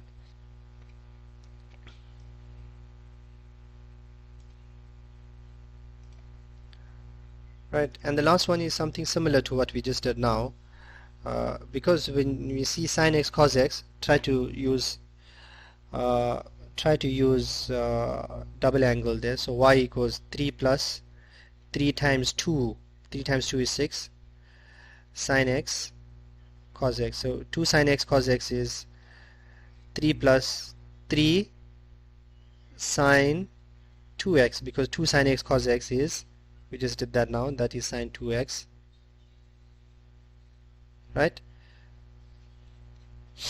Now we know the minimum value is negative 3, but we are shifting it 3 units up, so plus 3, which is 0, and the maximum value is 3, and we're shifting 3 units up, so we get 6. So the maximum value is 6, the minimum value is 0. So if they ask you what's the range will be from 0 to 6. Range is 0 less than equal to y less than equal to 6. That's a range. Or you can also write it as y is an element from 0 to 6. That's a range.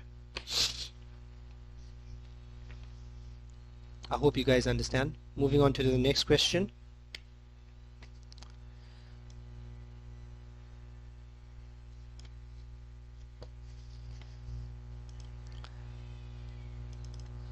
Question number 37. Yes. Remember, I've collected all the data from previous years and especially this year, and put it into, categories and sections for you to understand much better. See, these are the 10 sections that I've combined all these 75 questions into. The function f is defined by tan x minus 10. Find the values of x for which the function f is undefined. When will tan x be undefined? It will be undefined at asymptotes. So we know the original tan graph, right? The asymptotes is at 90 and minus 90, and then looking at the next one is obviously 270, right? So considering this function here, when will it be undefined? For tan x is undefined at these points. Now because it's x minus 10, we're shifting it 10 units to the right.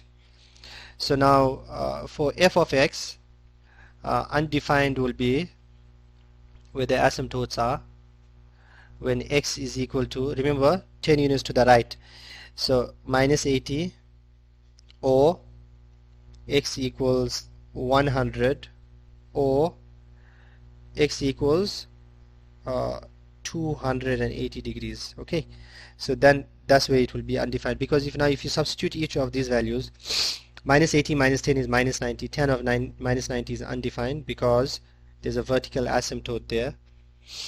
X equals 100, 100 minus 10 is 90, and 10 of 90 is undefined. 280 minus 10 is 270, it's also undefined. So these are the values when it will be undefined.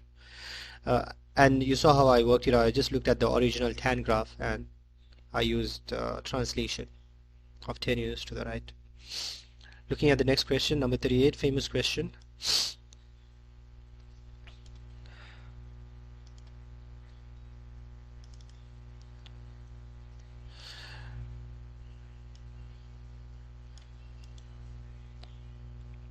Given the circle center O and radius R, find the maximum area in terms of R of the triangle. Right, so you find the maximum area, so you know this is R, right, that's radius. Max area, when will the area be maximum? It depends on the angle O, right? So we have an area formula which is half, I'm using the solution of triangles formula, half r squared, r times r sine O, half r squared sine of angle O. Now it's not 0, right? That's angle O. Now when will this here be maximum? It will be, when is sine of angle O maximum? When it is at 90, right? When angle O is equal to 90 degrees, then sine is maximum, because remember, maximum and minimum we find here. Sine of 90 is 1, so the maximum area can only be half r squared, or r squared over 2, because maximum will give me 1. So sine O maximum is occurring at 1. See this? This is sine x graph, and the maximum occurs at 90 degrees, which is, and sine of 90 is 1. So maximum area is r squared over 2. Nice question. Theoretical and solution of triangles.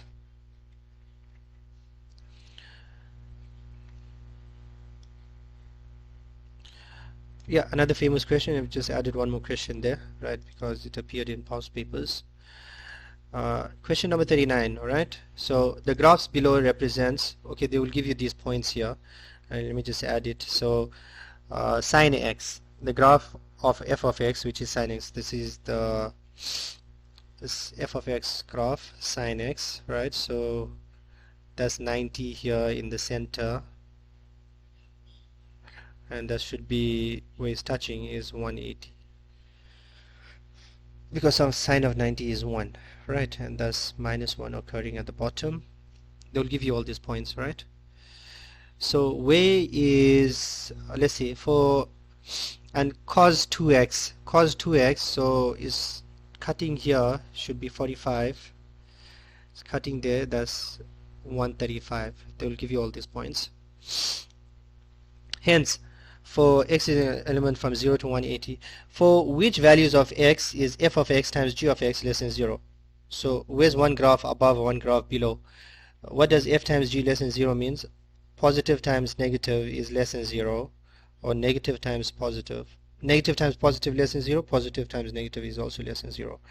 So looking for one graph above, one graph below. So we can clearly see it's occurring here from 45 to 135, because this entire thing is positive, this entire thing is negative. So the answer is from, and is less than 0, not equal to. So the answer for number 1 is 45 degrees, not less than, equal to, just less than, x less than 135. That's my answer. Alright, find the maximum vertical distance between the graphs. Number 2, what's the maximum vertical distance between the graphs? Simple.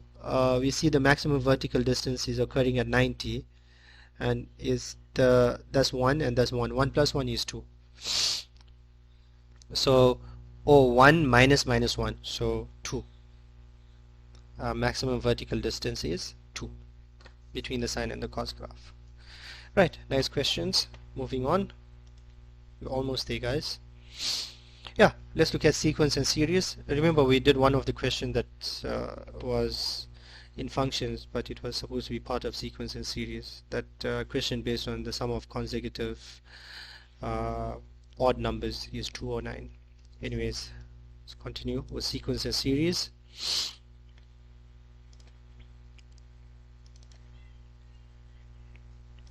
For which values of x does the geometric series converge? So when will it converge? When the value is between -1 less than r is less than 1. This is for convergence, right? So what's the value for r? R is, you can take the first term and divide by the second term, divide by the first term, and you see the 2 and the 2 cancels out, you're just left with x plus 1. So I'm going to say -1 x plus 1 less than 1, less than 1, not less than r. I take the -1 over, so -2 less than x, take that over 0. So the x value needs to be between -2 and 0 for this series to converge. Simple. Next one, number 41. Alright, so now we kind of got to think about this question here. Also came out in the NSC papers, right? Alright, so let's see what we can do here. Yeah, so obviously they'll give you further hints. I've just modified the question a bit. Right, so 1 minus 1 over, so we got 1 minus a quarter. So that should give me 3/4, right? Let's try to modify the next one. That's 3/4 times, you got 1 minus 1 over 9. 1 minus 1 over 9 will give me 8 over 9. Okay, that's 1 minus 1 over 9. That's 9 over 9. 9 minus 1 is 8. 8 over 9. Then you got 1 minus 1 over 4 squared. 1 minus 1 over 4 squared, which is so you're gonna get 15 over 16. Alright,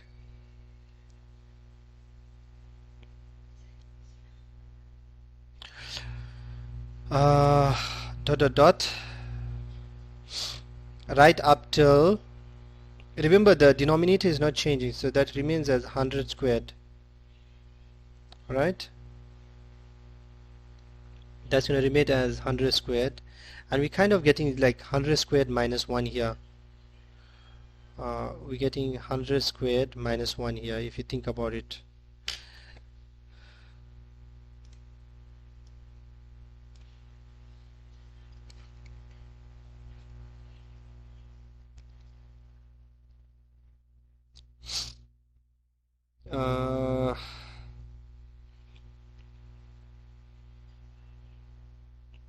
Alright, so now if we try to, so this will basically be, okay, let me just write down the value here and think about what we need to do here. Alright, so a little bit challenging.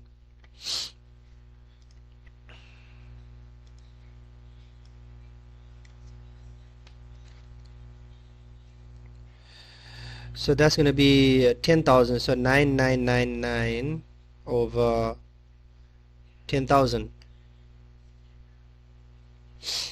Alright, so that's what we have so far. So now how these things will cancel out. So, and remember it's products of everything. So we can see the 3 cancels out once with a 9. That's 3 times. Then this 3 cancels out with the 15, which is 5 times.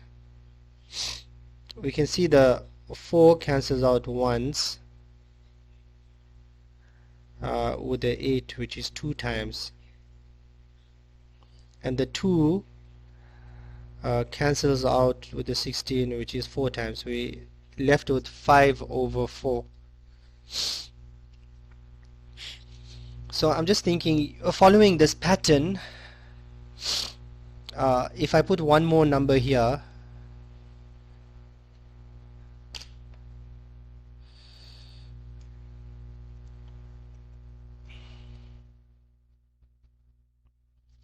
yeah, if I put one more thing here, see if I follow this pattern, if I follow this pattern here, 5 over 4. So if I want the third term, it's one more in the denominator and 5 more, 2 more on the numerator. If I want the, let's see, if I want the first term, if I want the second term is 2 over 3. Third term, no, if I didn't cancel this out, okay, if I move on to the next one, it's going to be over 25. It's going to be 24 over 25. So I'm guessing this here should be 5 and the top should be 6 over 5. That's the fourth term. So the thing is, we need to check how many terms are there altogether. So altogether there are 100 terms, not 100, 99 terms. because we're counting from 2 to 199 terms. So remember, my term 3, the 3 products, the product until term 3 simplifies to 5 over 4.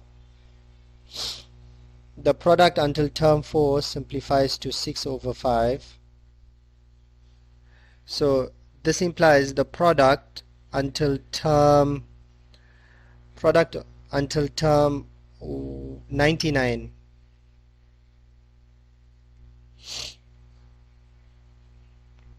will simplify to 100, and you should get 101 on top, because there's 4. Look at the relationship here. There's 4, there's a plus 2 to get 6, and plus 1. So plus 1 here and plus 2 there, plus 1 plus 2. So same here, plus 1 plus 2. Right, so my answer to this is basically equal to 101 over 100. So the answer is 101 over 100. I hope you're understanding, guys. So that's more like patterns. Let's look at the next pattern.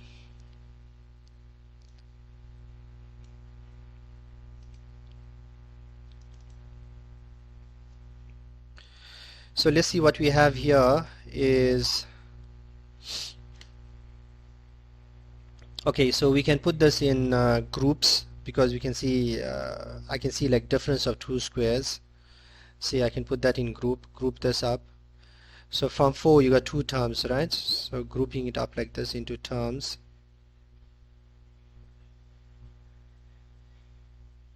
So I know in total there are 13 terms in groups. So 13 terms. Now let me simplify this. So 26 minus 25. So we're doing a squared minus b squared equals a plus b into a minus b. That's what I'm doing. So I'm going to do 26 plus 25, which is 51. See, this is what we're doing here now.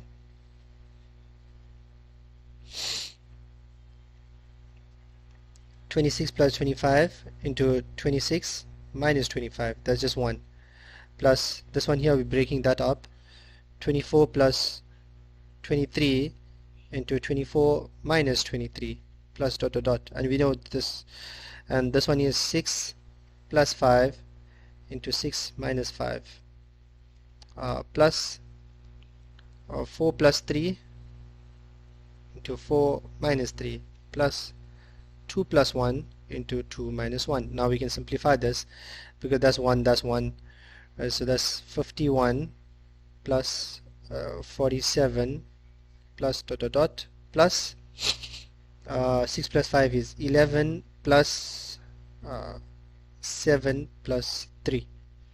Now writing this out as a forward sum, writing this backward sum as a forward sum, 3 plus 7 plus 11 plus dot dot dot, plus last term is 51. So we know there are 13 terms, right? So we can just use the sum formula, Sn equals n over 2 into a plus l. We are adding 4 each time, right? 3 plus 4. So we know the common difference. We don't need common difference and stuff, because we just have this Sn. That is, Sn is S13. 13 over 2 into a is 3, plus l, which is 51. So we got 13 times 13 over 2 times 54. So you got 13 times 27. So 13 times 27, 10 times 27 is 270, and 3 times 27 is 81.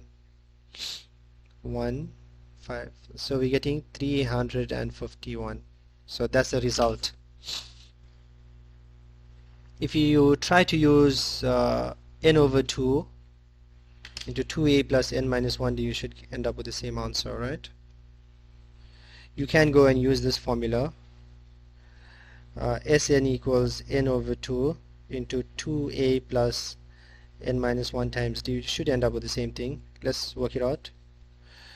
S13 is 13 over 2 into 2a is 6 plus n minus 1 is 12 and d is 4.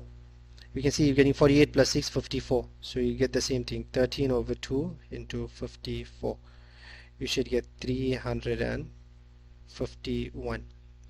I hope you're understanding, guys.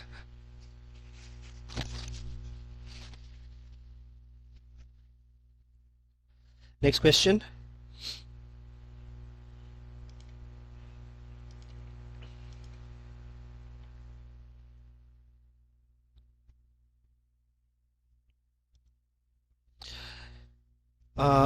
Number 43. Yes. So how are we constructing this triangle? Let's see. So as we see here, the triangle is formed of consecutive multiples of 6, right? The first and the last term in row 20. What's the first term and the last term in row 20? Let's check. So we got 6, 12, 18, 24, 30, 36, 42, 48, 54, 60, 66. So this is 6 times table. So we can see in row 1 there's one term, row 2 is row 3, row 4 and row 5. Row 1 there's just one term, row 2 there's 2 terms. So we kind of like summing up everything. Row 3 there's 3 terms, row 4 there's 4 terms, row 5 there's 5 terms, and so on. Okay, so we're basically finding so row 20, the last term, right, will be and row 19, the first term, right? So be careful. So row 19, we want the last term plus 1 will give me the first term, right? So anyways, we're going to find row 19 last term. So what's the first and the last term in row 20? So what's row 19? Row 19 will be 1 plus 2 plus 3 plus 4 plus ... plus 19. So you can just say S19 is n over 2 into a plus l, 1 plus 19. So you got 19 over 2 times 20. So that's basically 190, right? Now 190 is the last term. The last term in row 19 is 190. So 190 times 6 we need to take. So we're going to end up with 0. 9 times 6 is 54. Carry the 5. 1 times 6 is 6 plus 5. 1140. So therefore, first term in row 20 is equal to 1140 plus 6, because you're going to end off at the last term in row 19. We're on the first term in row 20. Now you're going to start your row 20 with 1140 plus 6, so 1146. Now if you want the last term in row 20, you're going to say 1 plus 2 plus 3 plus ... plus 20. So S20 is equal to 20 over 2 into a plus l, 1 plus 21. So you got 10 times 21. 10 times 22. 21. A plus l, 1 plus 20. So you got 210. So now you got 210 times 6. So you add a 0 there. 1 times 6 is 6. 2 times 6 is 12. So 1260 is my last term. S20, yes, 1260 is my last term in row 20. First term in row 20 is 1146. Find row 19, end it off, and then add 6. And to find row 20, the last term, n over 2 into a plus l, total number of terms multiplied by 6 because multiples of 6. Alright, because it is multiples of 6, that's the reason why we calculated the total number of terms. Right, and 1260 is the last term in row 20. I hope you're understanding, guys. Right, so that's how you figure out pattern, sequence, and series. Number 44.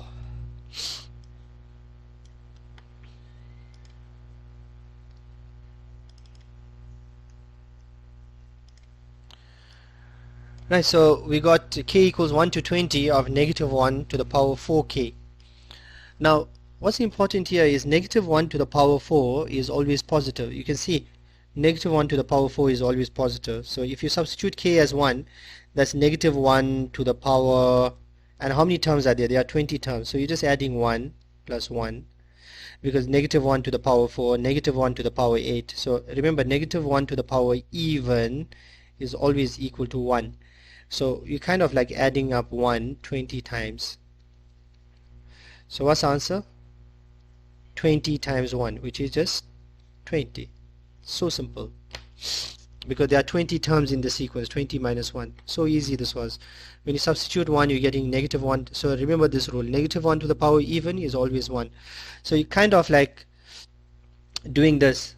This whole thing over here is already equal to 1. So you're kind of simplifying it to be k equals 1 to 20 of 1 to the power k. That's what you're doing, because negative 1 to the power even is just 1.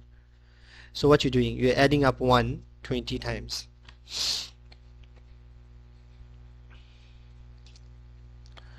Next one.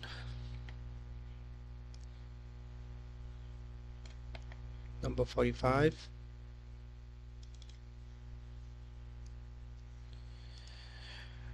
Right, so let's see. Each year Tom invests in Standard Bank. The amount he invests is equal to the number of years completed working plus the value of the investment value plus the value he invested the previous year.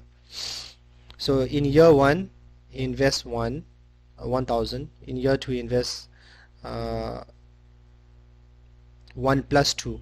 Second year of working completed plus the previous year. So that's how this table is working. So in year 1 he just invests 1. In year 2 he's going to invest 2 plus 1, which is 3. In year 3 he's going to invest 3 plus 3, which is 6. Year 4 he's going to invest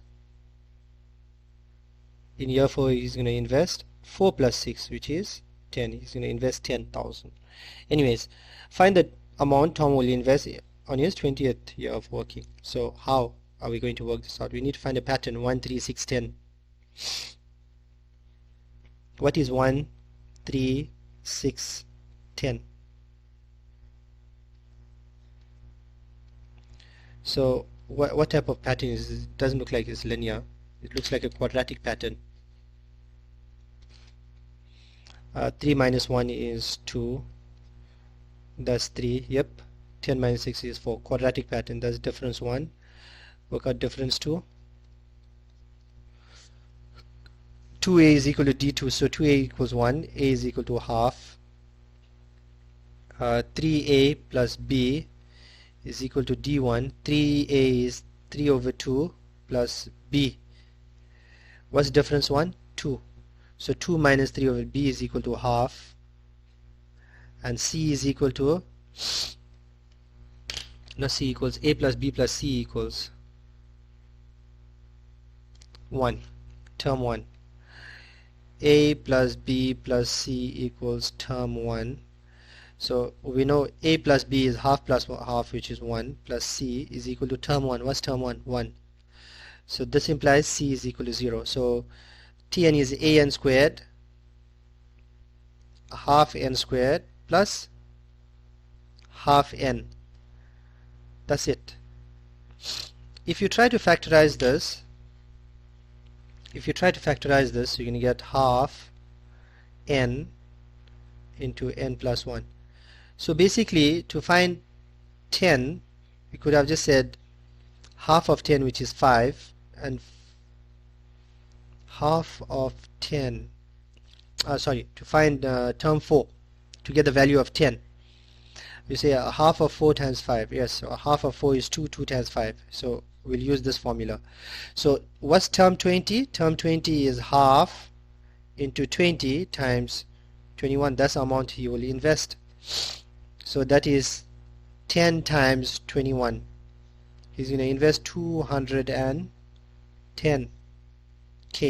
210,000. Right, I hope you understand, guys. Invest in 20th year of working. How much will he invest in the 20th year of working? There. So what's the answer? Half into 20 times 21. Yep. Let's move on to the next question. Lovely, that's done. Now what I've noticed in NBT is that there's lots and lots of measurements question. You know, surface area, volume, and all these things is very important, and ratio of areas. So let's look at questions on measurements. I've got about a lot of questions here on measurements. We're almost done, guys.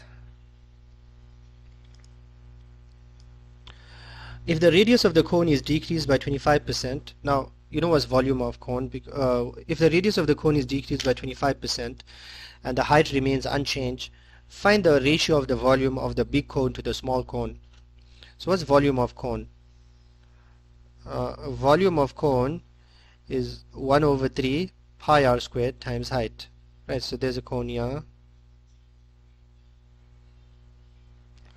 Alright, that's the radius and that's the height.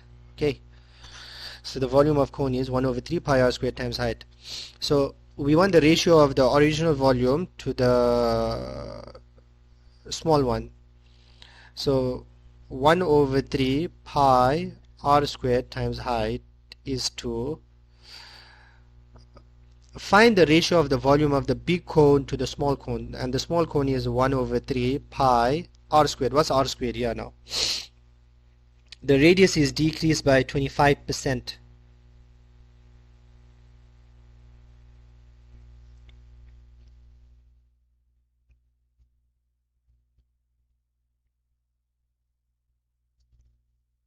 Right? So times height, and the height remains unchanged. The radius is decreased by 25%. So it's now 75% radius, so 3/4 r. If they said the radius is decreased by 50%, then it will become half r. Alright, so now what we can do is we can cancel out the 1/3 on both sides. Pi and pi cancels out, h and h cancels out. So what are you left with is r squared is equal to 9 over 16 r squared, not equals, is the ratios.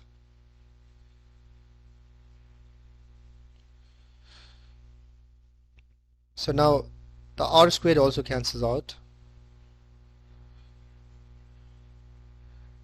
So what are we left with? Multiplying both sides by 16, you get 16 is to 9. 16 is to 9. Right, that's for the cone. Ratio of the volume of the big cone is to small cone. 16 is to 9. That's the ratio. We can't simplify this further. That's my answer. If it was decreased by 50%, you'll put half r here and do the same thing. Then in that case, you should get 4 is to 1. Try it out and let me know in the comments.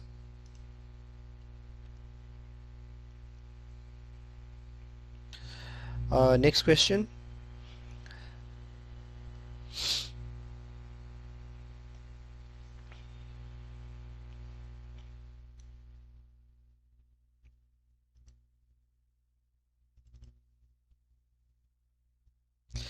The surface area of a cube is 2400 cm squared. A sphere is fitted into a cube in such a way that the sphere touches all the sides of the cube. So I'm just going to draw the front view.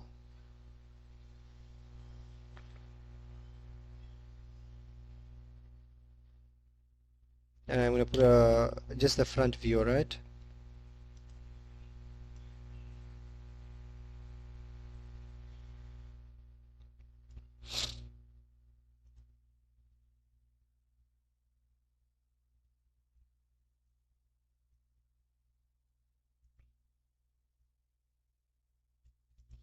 Right, so first we need to find the side. So surface area of a cube. Cube has 6 sides, so 6s squared is equal to 2400. So s squared is equal to 400 because 2400, 24 divided by 6 is 400. So s is equal to 200 because square root of 400 to 20 is 400, so s will be 20, right? So the square root of 400 is 20 because 20 times 20 is 400. Now we know the side is 20, right? Now if we take a diameter in the volume of the sphere, right? If you take a diameter, that's 20, so that's going to be 10 and 10.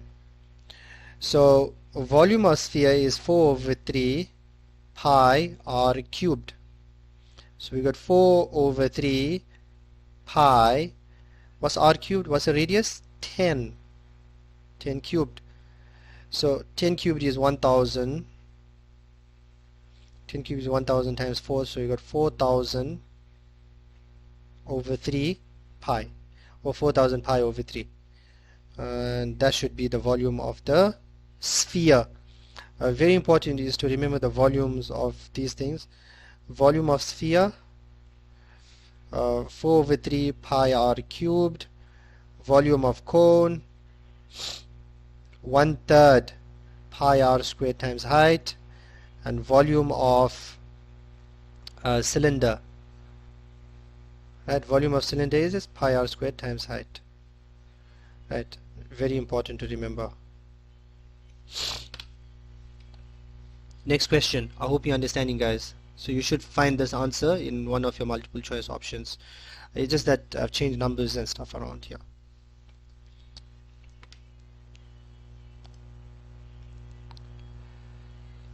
Number 48.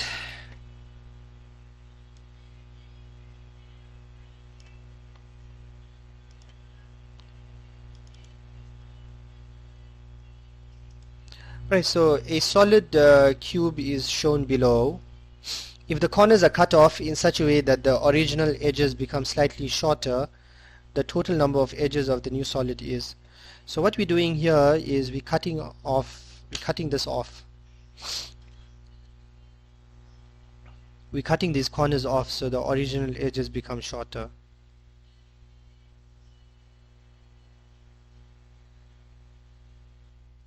So how many edges were there in the original cube?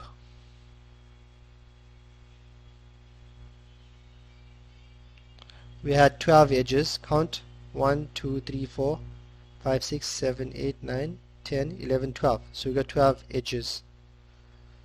Right. Now when each corners are cut off, how many corners are there? 1, 2, 3, 4, 5, 6, 7, 8. There are 8 corners. It's going to create 3 additional edges.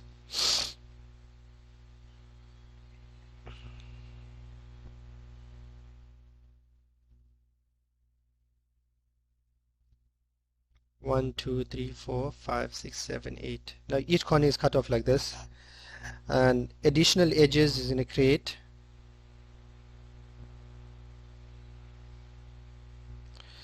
8 times 3, because you can see 1, 2, 3. It's going to create 3 additional edges, which is 24. Right? And now the total number of edges of the new solid will become, now remember each corner is cut off like this, so you got 1, 2, 3 edges, 3 additional edges. So you're going to have 12 plus 24, which is 36. So in total you're going to have 36 edges.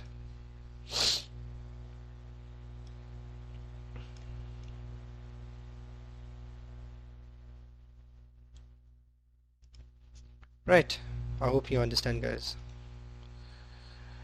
Number 49.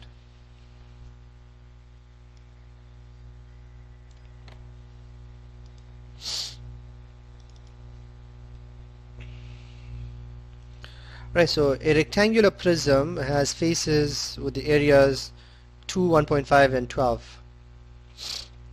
Rectangular edges. So remember 2, 1.5 and 12 are basically the areas of, like, the surface areas of these things here.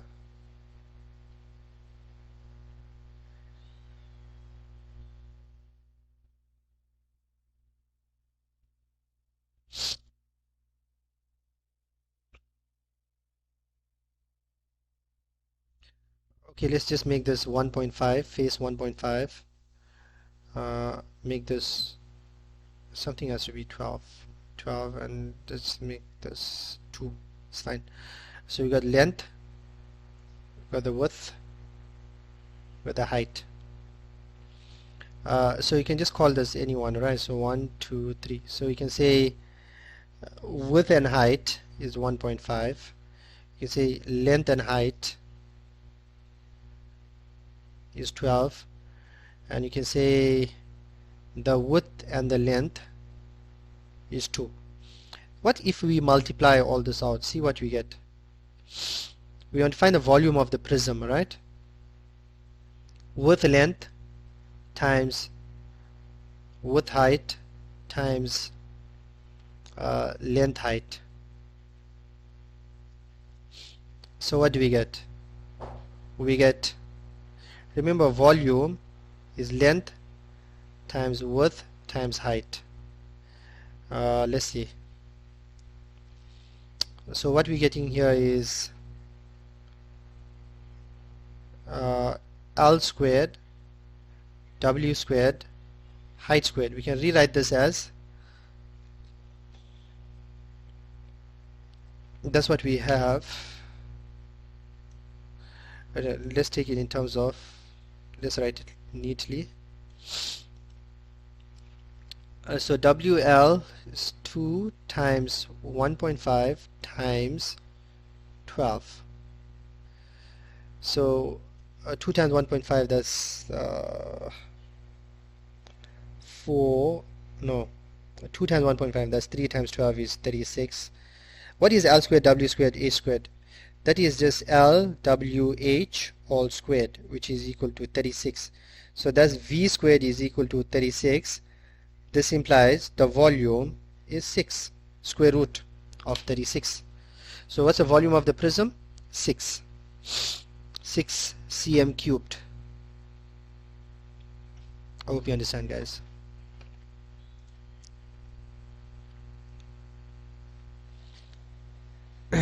Let's look at number 50, both questions.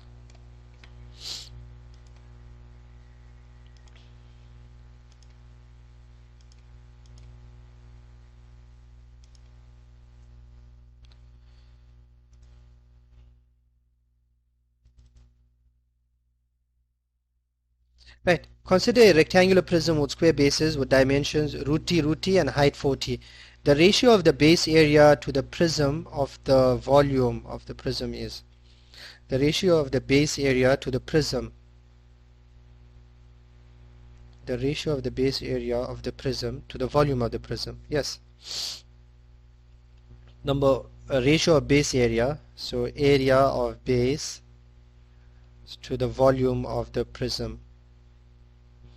Base area is just root t times root t, and the volume of the prism is root t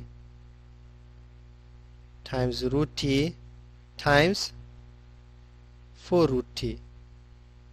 Right, multiplying out the three sides. It's a rectangular prism. So what we're getting here is, we can see on both sides the root t and the root t cancel out. We can see this here cancels out on both sides. We're taking the ratio of the areas, okay? So we can clearly see that that cancel out with that 1 times. So what we're getting, 1 is to 4 root t. That's my answer. 1 is to 4 root t. I can't simplify this further. uh, if I multiply both sides by root t and root t, will that work?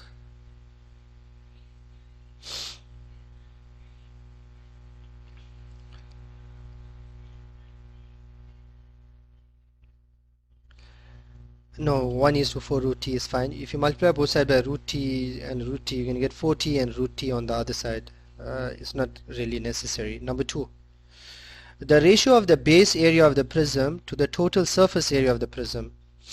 Alright, so let's see what's base area to the area of base to the total surface area. Okay, so now remember it's a square base prism, right? Square base.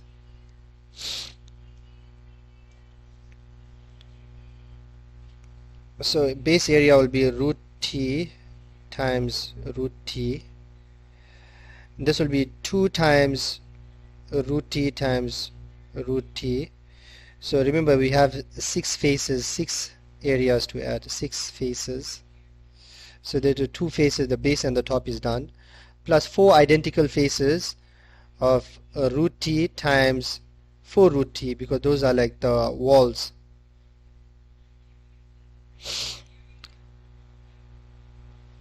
So we have root t and we have root t here. Now each one is extended like this, right?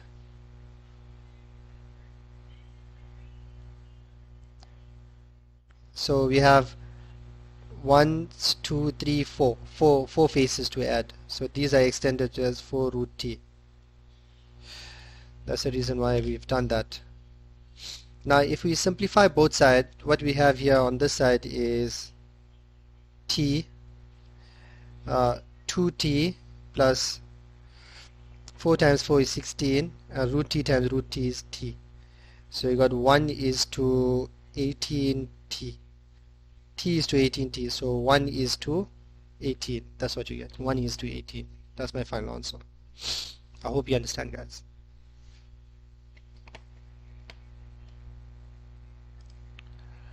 Right, next question. Question number 51.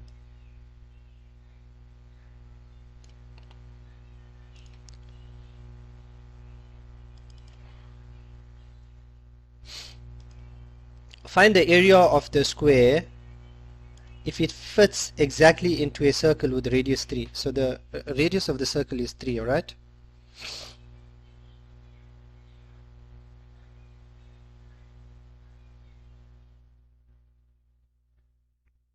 So I know this is a square, I'm drawing a diagonal. And we know that this is 90, so the radius is 3. 3, 3. Diagonals of square bisects at 90 degrees, alright? 3, 3, so the hypotenuse here, the side of the square will be the square root of 3 squared plus 3 squared. So that's square root of 9 times 2, 18. So that's going to give me 3 root 2. So the side of the square is 3 root 2. Find the area of the square. So area is equal to, I should have just left it as side squared. Should have just left it at root 18. So easy this question was, right?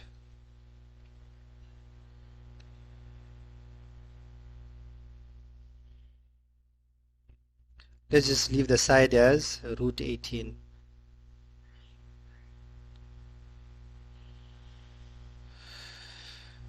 Uh, 9 plus 9, which is 18. So side squared is going to be 18. 18 units squared. That's it. So what's the answer for this problem? Just 18. Perfect. Let's move on to the next question.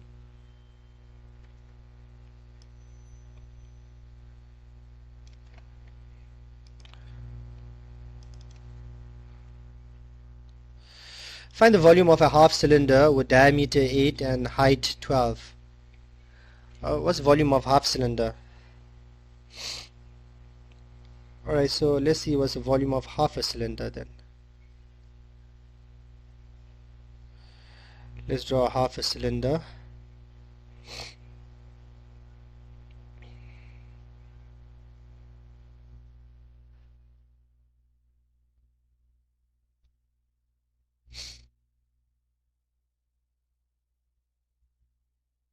trying to make sense of the problem, is very important to draw diagrams. And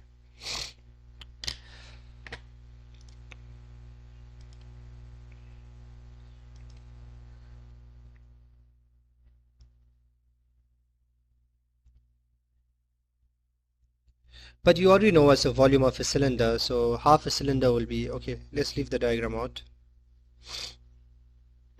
You know what's volume of cylinder? Volume of cylinder is pi r squared times height. Pi, what's r squared? Diameter is 8, so the radius is 4, and the height is 12. Now because we want half a cylinder, we're going to divide it by 2, divide by 2. So that's going to give me 16.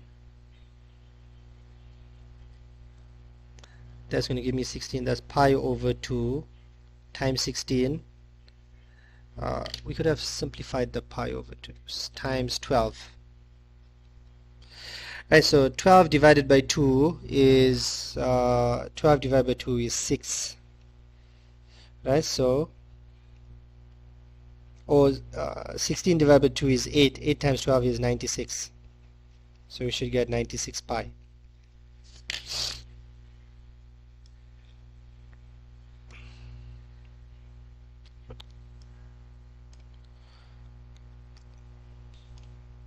Alright, so we got 96 pi as the answer.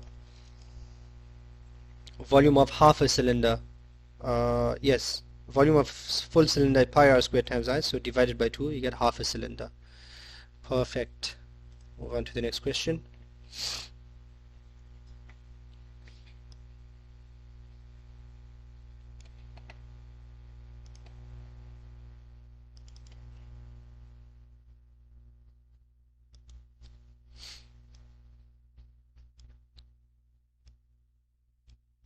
PQRS is a rectangle.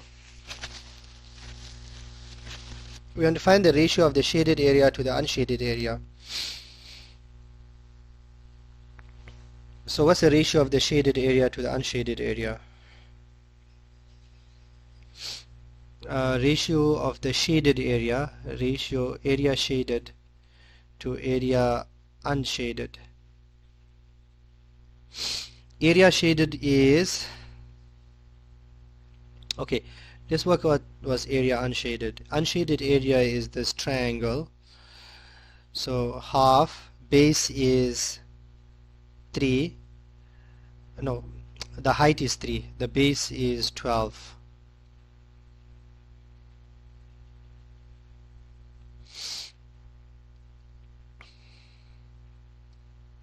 And 3. So if you work this out, that's 36 divided by 2, which is 18. And the shaded area is 12 times 8 minus the 18. Half 12 times 3. 12 times 3 is 36 divided by 2 is 18. Yes. And this is 12 times 8 minus 18. That's 96 minus 18. So we're getting 78 is to 18. I think we can divide both sides by 2. 39 is to 9. Yeah, so 39 is to 9. Obviously it depends on the problem. If I change this value to a 4, it might work out much better into a smaller ratio. So you can try that out with a 4.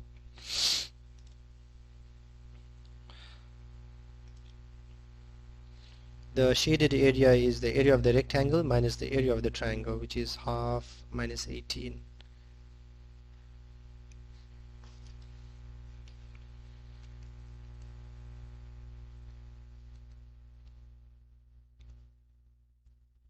Next question.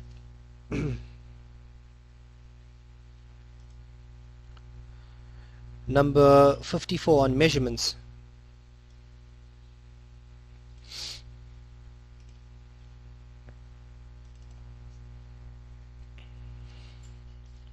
Right, so which one of the following could not be a person's height? Let's see. Now each one of them, remember, you need to know the conversion.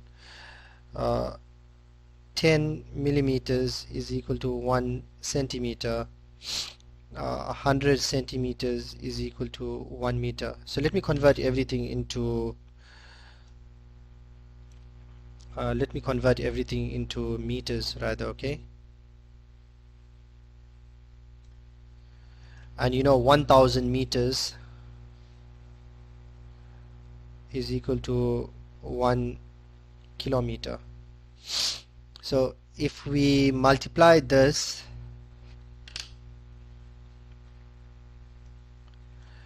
so we got a kilometer here, alright?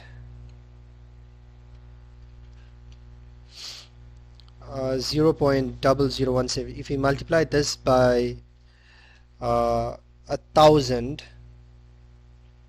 we should get it down into meters. So if you multiply this by 1000, the decimal comma moves 1, 2, 3, so 1.7 meters. So a person can be 1.7 meters. That's true. The first one,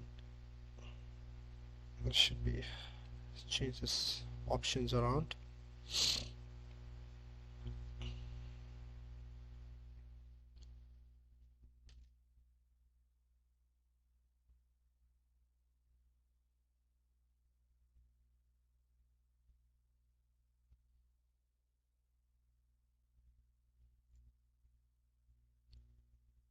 Should be A, B, C, and D. Right, let's look at each option. A, 16,850. So we're going to get it down into centimeters by dividing by 100. So 16 168.50 1600 wait, so we're going to get it down into centimeters first, right? So 5,0, that's centimeters. We divided by 10. Now we divide by 100, so you get 16.85 meters. So this is false. Person can't be 16.85 meters tall. This is 1900 meters, so this is 1.9 meters divided by 1000. That's true. 170 meters, that's 1.7 meters. That's also true. So the first one is false. That's approximately 16.85 meters tall. So use a common units of measurement and make sense of the problem. Not difficult. It's like general knowledge. Right, next question, operation and logic, right?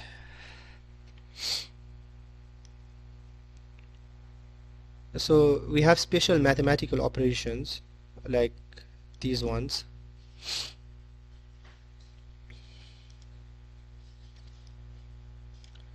If the operation triangle is defined as 3 triangle y is 3 into x minus y, find the value of 4 triangle 2.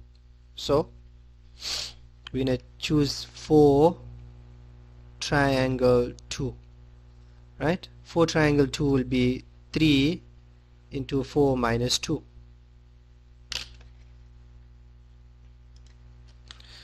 So that's 3 times 2, which is 6. And then now we need to work out, yes, and then square the answer. This implies the answer is 6 squared, which is equal to 36. So my answer is 36 in this case. I hope you understand, guys. Just use the operation as defined and substitute directly inside. Looking at the next question.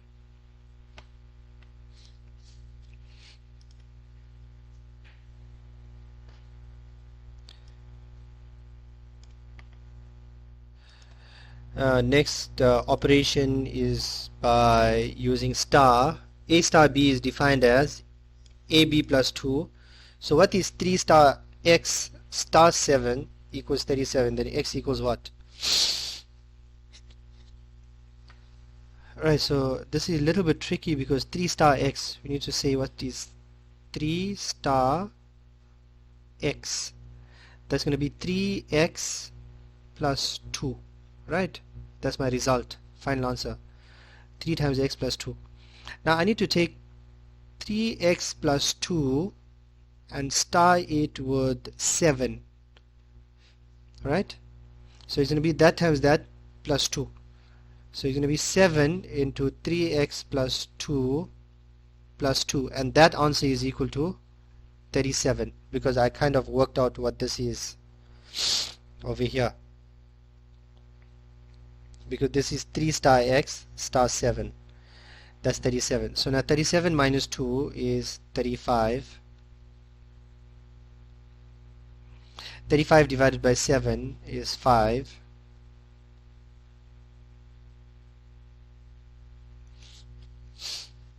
Five minus 2 is 3.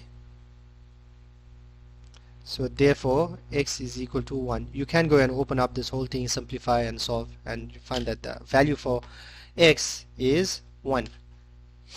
I hope you guys understand operations. Next one.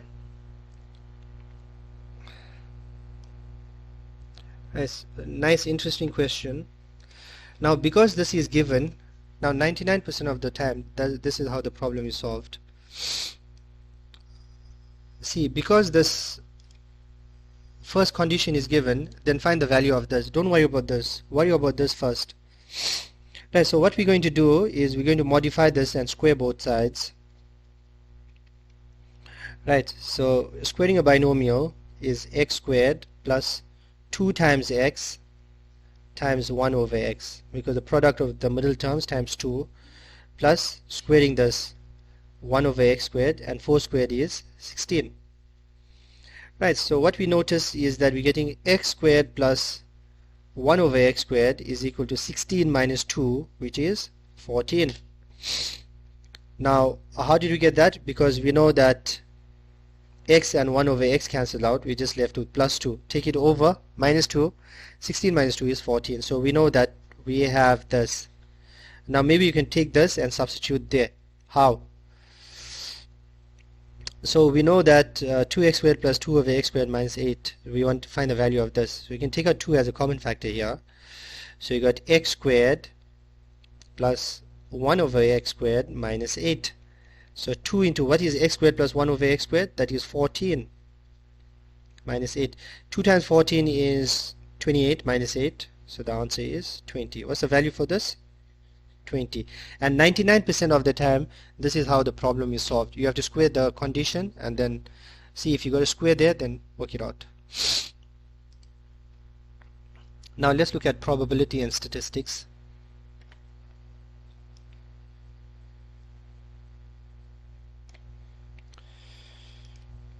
We're almost done, guys. We have last 4 to 5 questions.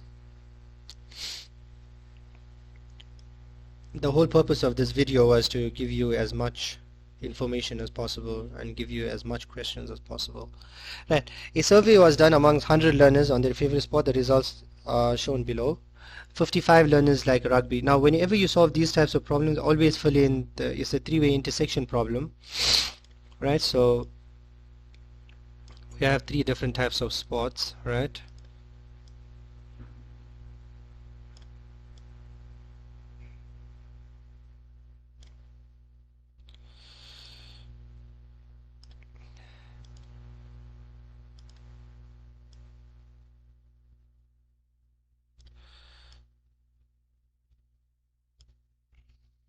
Just trying to get more space in between the circles.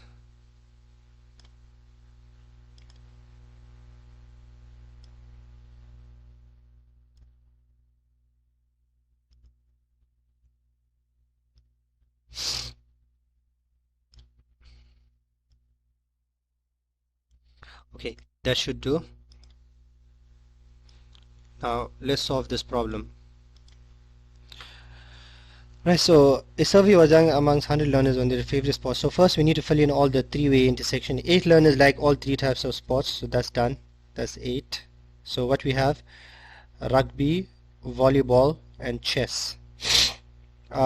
Now we fill in all the doubles. 18 learners like volleyball and chess. Volleyball and chess 18, so that's 10. 10 plus 8 is 18. 22 learners like rugby and chess.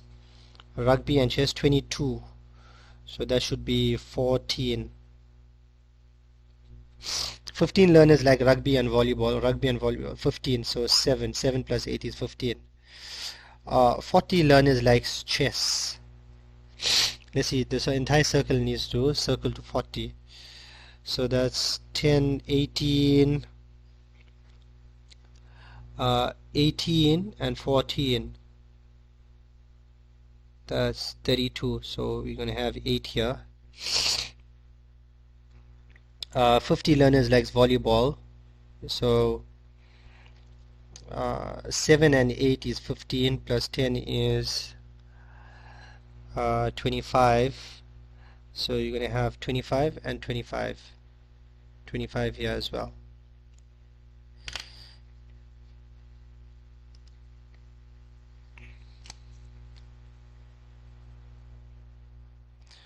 I hope you guys understand that, right? So, right, and then rugby 55. 7 and 8 is 15. 15 and 14, that is 15 and 14, that's 29. 21 should get 21, 26. So 26 and 14, that is 40 plus 15, that's, yeah, so everything works out. So now this entire circle is 55. 25 and 10, that's going to give me 55, 65, 65, 70, 80, 90, 98. You're going to have 2 on the outside. I think so, you should have 2 on the outside. Should we have 2 on the outside? That's 55. With the 10, that's going to give me 65. 65 and 5. 65 and 25. 65 and 25. 70, 80, 90, 98 and 2. How many of the 100 letters did not choose any spots? So the answer is 2. If you want the probability will be 2 out of 100, 0.02, or you can say 1 out of 50. Okay? If you want a probability, because remember this is probability and statistics. You can work out probabilities from here as well.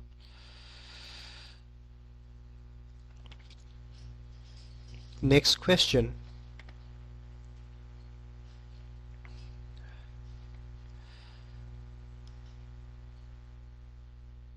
So another nice question on probability and statistics. Okay, so you roll 2 dice, each with faces numbered 1 to 6. What is the probability that the sum of the numbers on the 2 sides which lands face up will be a prime number, will be an even number? Right, so I like to do this problem in this way, even though it takes some time, it's worth it, right? Because we're going to find the sums in between. So we got dice 1 and dice 2, right?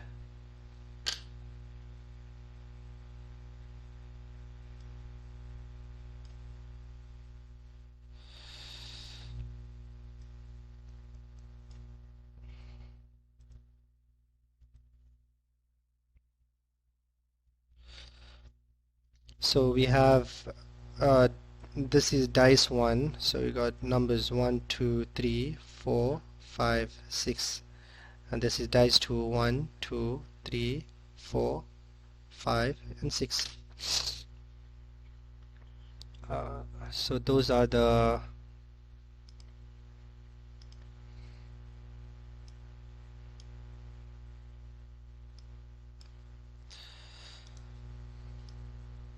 right, so now in between we're going to find the sums, right?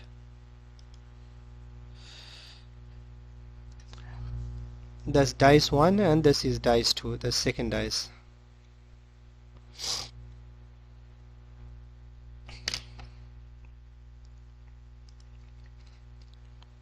Now in total when you roll 2 dice, there are 36 outcomes, right? Because 6 times 6, 6 on the first option and 6 on the second. That's dice 2. Now remember, we're finding the sum. So 1 plus 1 is 2. 1 plus 2 is 3, 4, 5, 6, 7. Using the 2 plus 1 is, you can find a pattern here, right? 2 plus 1 is 3, 4, 5, 6, 7, 8. 4, 5, 6, 7, right. 2 plus 3 is 5, 6, 7, 8, 4, 5, 6, 7, 8, 9, 4, 5, 6, 7, 8, 9, 10, 7, 8, 9, 10, 11, 7, 8, 9, 10, 11, 12, right.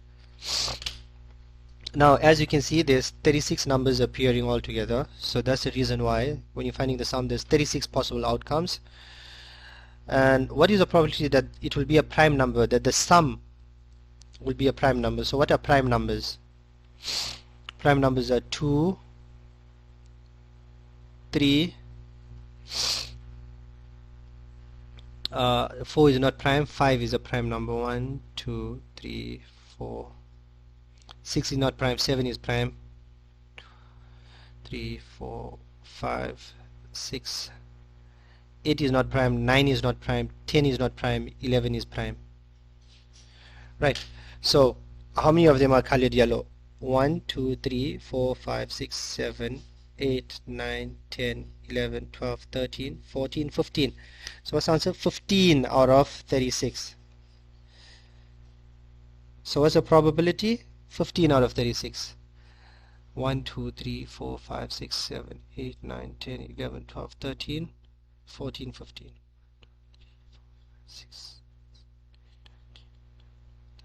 14, 15. I've got 15 numbers. And how many of them will be even numbers?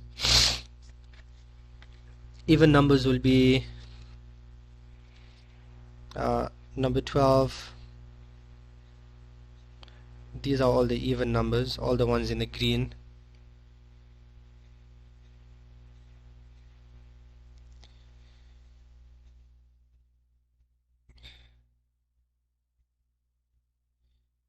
Right, so I have 1, 2, 3, 4, 5, 6, 7, 8, 9, 10, 11, 12, 13, 14, 15, 16, 17, 18. 18 out of 36, which is half. Half of them will be even, half will be odd. Yeah, it makes sense because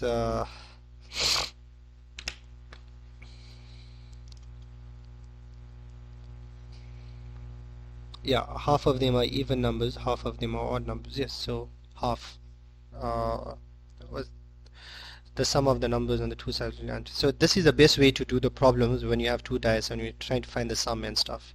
So it's not going to take you long because the ideas and method is important. Next one, question number 60.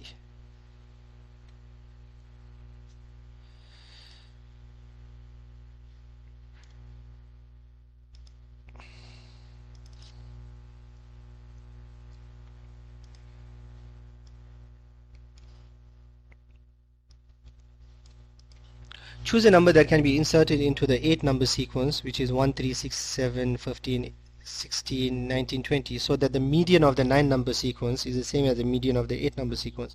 What's the median here? 1, 2, 3, 4, 5, 6, 7, 8. So median will be in between. 7 plus 15. So the median here is 7 plus 15 divided by 2.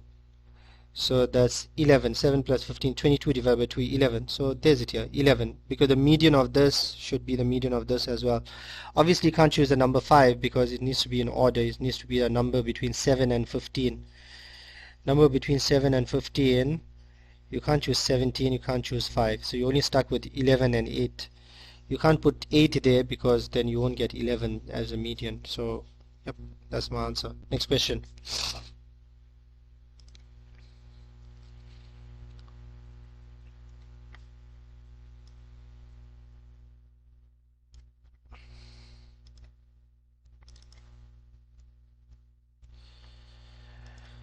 In a class of 40 students, the mean grade for a test was 80%, right? The mean for the 30 male students was 75. The mean for the 10 female students was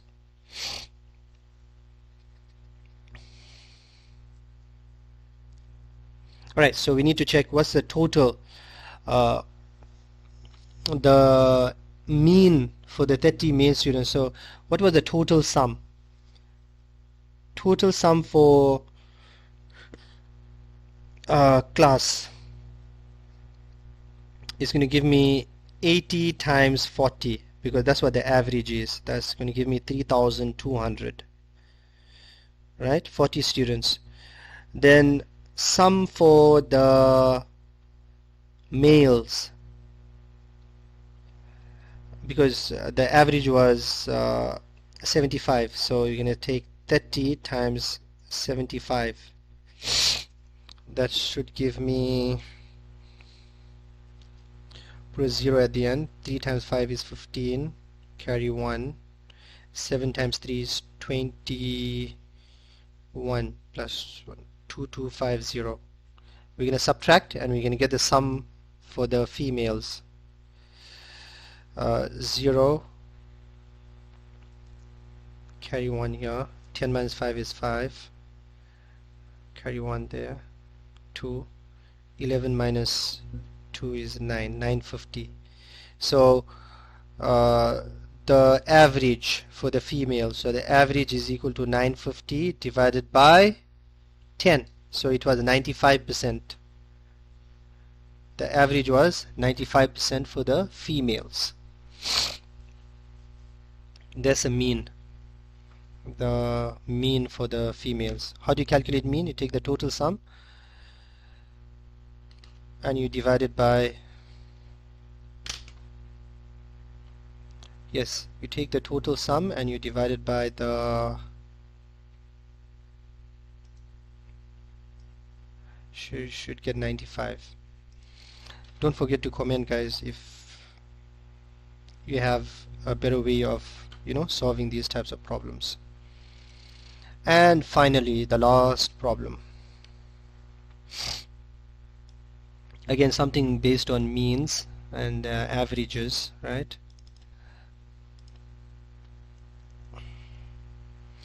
The mean mass of 3 types of gold is 30 grams, right? So you got average. So what's the total?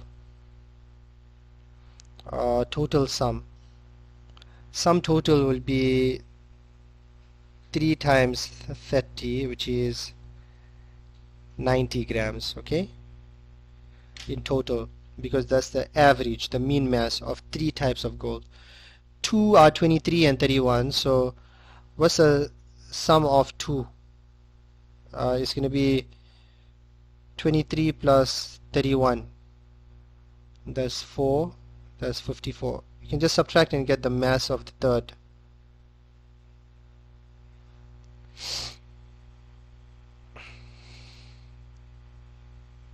Should get 36 grams, right? Yeah, so you should get 36 grams. The mass of the third is 36.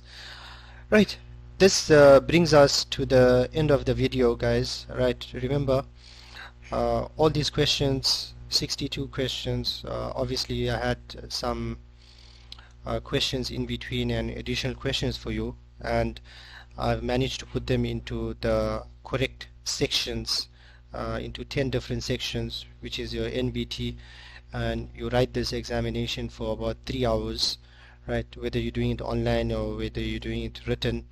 I hope this video helps you. Don't forget to like and subscribe to my YouTube channel, and until next time, goodbye. And I should, if I do post another video, I will definitely update you guys, right? So just